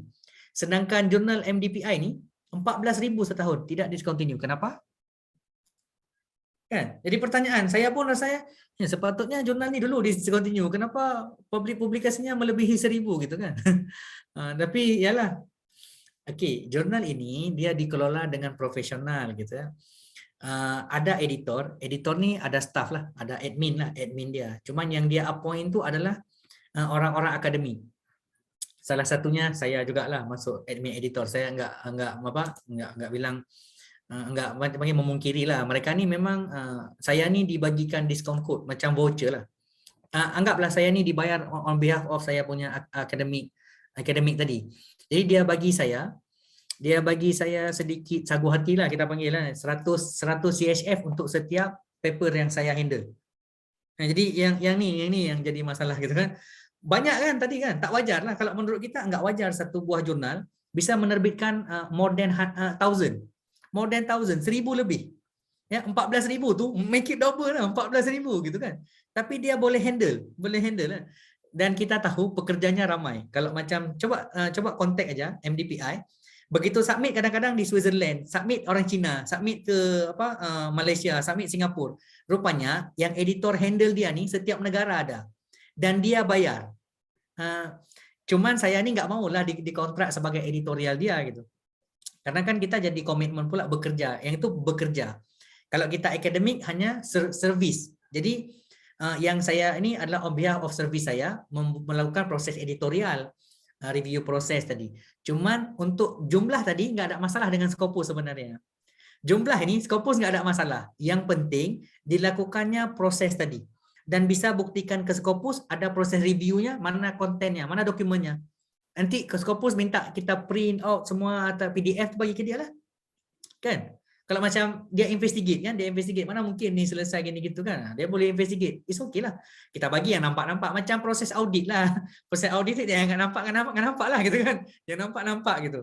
Tapi memang tough lah. Tapi well publisher ni memang asalnya 1,000, more than 1,000 lah setiap tahunnya. Dahlah bayar jurnal tadi tahu berapa? 1,900. Kalau uang kita 40 juta. 40 juta kali 14,000 berapa duit dia? Kan? 40 juta satu bu open access. Cuman ke saya dia nggak bisa mahal-mahal karena saya editorial, saya potong leher dia gitu. Saya biasanya ambil diskonnya 70% sampai dengan 80%. Kadang-kadang saya gratis lah. Saya bilang saya mau terbitkan gratis gitu. Jadi dia kasih ya. Tapi kalau saya tengok harganya 40 juta kali 14,000 paper lah yang nampak 14,500 paper. Kira-kira kaya nggak dia bu? Ya kan? Kaya publisher tu bu. Itu baru satu. Ibu nggak tengok Elsevier. Elsevier ni, kalau macam ibu submit, dia akan tulis macam ni, are you willing to pay a 5,000 USD? Ngapain pula bayar mahal-mahal sampai 5,000 USD? Tujuan saya publication adalah sharing the knowledge. Platform tu to disseminate the knowledge. Ya, jadi kadang-kadang ya memang mereka create dah ranking university ni on the basis of Scopus and Web of Science. Kita nggak bisa pungkiri. Ranking dunia ini harus ada kerjasama dunia, publikasi internasional untuk bisa masuk ke ranking. UMT adalah 1,000 ranking dunia and 200 ranking around 200 lah, 200 ranking Asia, gitu kan. Tapi untuk dapat 200 tu banyak sangat modal yang dibutuhkan agar kita bisa achieve requirement dari international punya. Kan ini kan dunia punya gitu. Macam-macam lah diletakkan. Tapi yalah, mau macam mana pun kita harus ikut juga. Kan betul kan? Harus ikut. Tapi for the local achievement macam key performance index daripada university, dia untuk Copernicus boleh, Copernicus, MySite, MyJournal boleh gitu. Maksudnya kita juga ada platform yang free gitu. Ya kan? Termasuk UMT punya gratis enggak? UMT punya enggak gratis gitu. Jadi kalau macam ibu buka JSM tu bayar 350 USD. Enggak gratis. Lah, kenapa bayar Pak Putra? Iyalah, karena kami bayar, bukan kami minta gratis dengan sistem tu gitu. Jadi sebenarnya pembayaran ini adalah membayar sistem. Jadi Scholar One tu, sistem tu dia hitung by paper. Jadi by paper yang kita submit tu berbayar. Sama juga macam MDPI. MDPI tu dia rasanya dia pakai kontrak dengan Aries Journal System lah. Tapi kalau menurut saya lah advantage kalau seandainya OJS kita ini udah berjalan dengan baik, udah mengarah ke Scopus, tukarlah dia. Maksudnya biar lebih safety tukarlah dia. Jangan ambil yang free. Dia nanti di clone orang dia. Jadi kalau macam dia udah stable, udah bagus macam OJS kita EKP nanti, EKP itu udah Scopus. Kalau udah Scopus, kita coba komunikasi dengan Aries Journal System atau kita kontrak dengan Scholar One yang Web of Science punya sistem agar archive kita ni dipindahkan ke website baru. Jadi yang website lama ni, yang OJS ni kita tutup dia, kita guna website yang memang originally yang payah dia hack. Ingat maksudnya kan? Karena website kita ni yang paling penting keamanan dia. Karena kita takut dah Scopus dia hack orang nanti dia. Macam Journal of Applied Economy apa macam tu dihack orang dia. Ada jurnal yang boleh dihack gitu. Jadi ada hacker kan, ada hacker pandai untuk hack jurnal ni. Kita takut macam tu. Jadi kalau boleh, kalau memang macam udah stable jurnal kita pindah ke sistem baru.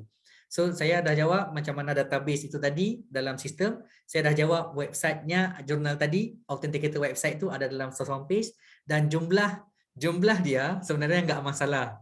Ya, jumlah yang wajar ini enggak ada yang wajar menurut saya. Yang ada tambah minta maaf kurang ajar. 14,000 kali 40 miliar uang dia gitu kan. Tapi inilah bahagian daripada akademik gitu.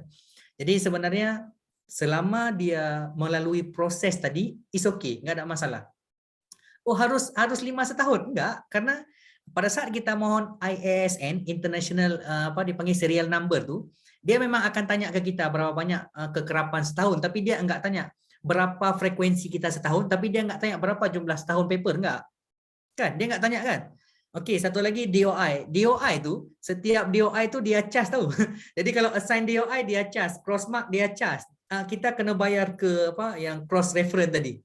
Jadi ini jadi semuanya sebenarnya business oriented kan. Cuman kita memerlukan platform ini untuk agar kita terkenal, bukan maksudnya agar kita ni, agar tulisan kita ni bisa dibaca dengan semua kalangan lah, gitu. Oke. Hopefully semuanya terjawab. Terima kasih banyak Pak Taufik pertanyaannya. Salam kenal. Makasih banyak Pak Sakir gitu ya. Oke. Terima kasih banyak Pak Sakir dan Pak Taufik tadi untuk pertanyaannya dan sudah dijawab dengan sangat-sangat lengkap gitu ya oleh Pak narasumber kita. Namun sayangnya waktu kita sangat terbatas ya. Kita akan buat nanti episode selanjutnya dengan Pak Putra dengan tentunya temanya yang lebih menarik lagi karena tadi saya lihat CV-nya itu ratusan tulisan beliau itu yang masuk ke Scopus. Nah ini kita harus dapatkan ilmunya. Baik, tentunya kita mohon kesediaannya. Kita pergi ke sana. Ya, boleh? Ya, betul. Kami ada rencana untuk sana nanti kita akan bahas Pak Jumadil ya. Siap. Baik. Saya tidak akan menyimpulkan karena memang apa yang sudah disampaikan oleh narasumber tadi udah betul-betul lengkap gitu ya, dan malah kita sebagai pengelola jurnal ini akan meminta secara private ya, kalau ada masalah itu kami akan konsultasi dengan Pak Putra. Mohon nanti kesediaannya ya Pak Putra ya kalau kami ganggu-ganggu sedikit gitu ya. Oke, untuk selanjutnya acara kita itu adalah penyerahan sertifikat ya. Silakan untuk panitia untuk menampilkan di layar sertifikat narasumber di ya. Waduh, rupanya ada kesalahan teknis kembali Pak Jumadil ya. Untuk penyerahan sertifikat katanya besok gitu ya. Oke, right. Baik, kalau begitu tugas sebagai moderator sudah selesai ya. Saya mohon maaf jika banyak kesalahan kata tadi. Saya ucapkan terima kasih banyak kepada Pak Jumadil Saputra dan juga kepada Bapak Ibu dosen semua yang sudah hadir hari ini, juga mahasiswa. Saya pamit undur diri. Wabillahi taufiq wal hidayah. Wassalamualaikum warahmatullahi wabarakatuh. Saya kembalikan ke MC yang cantik kita. Silakan.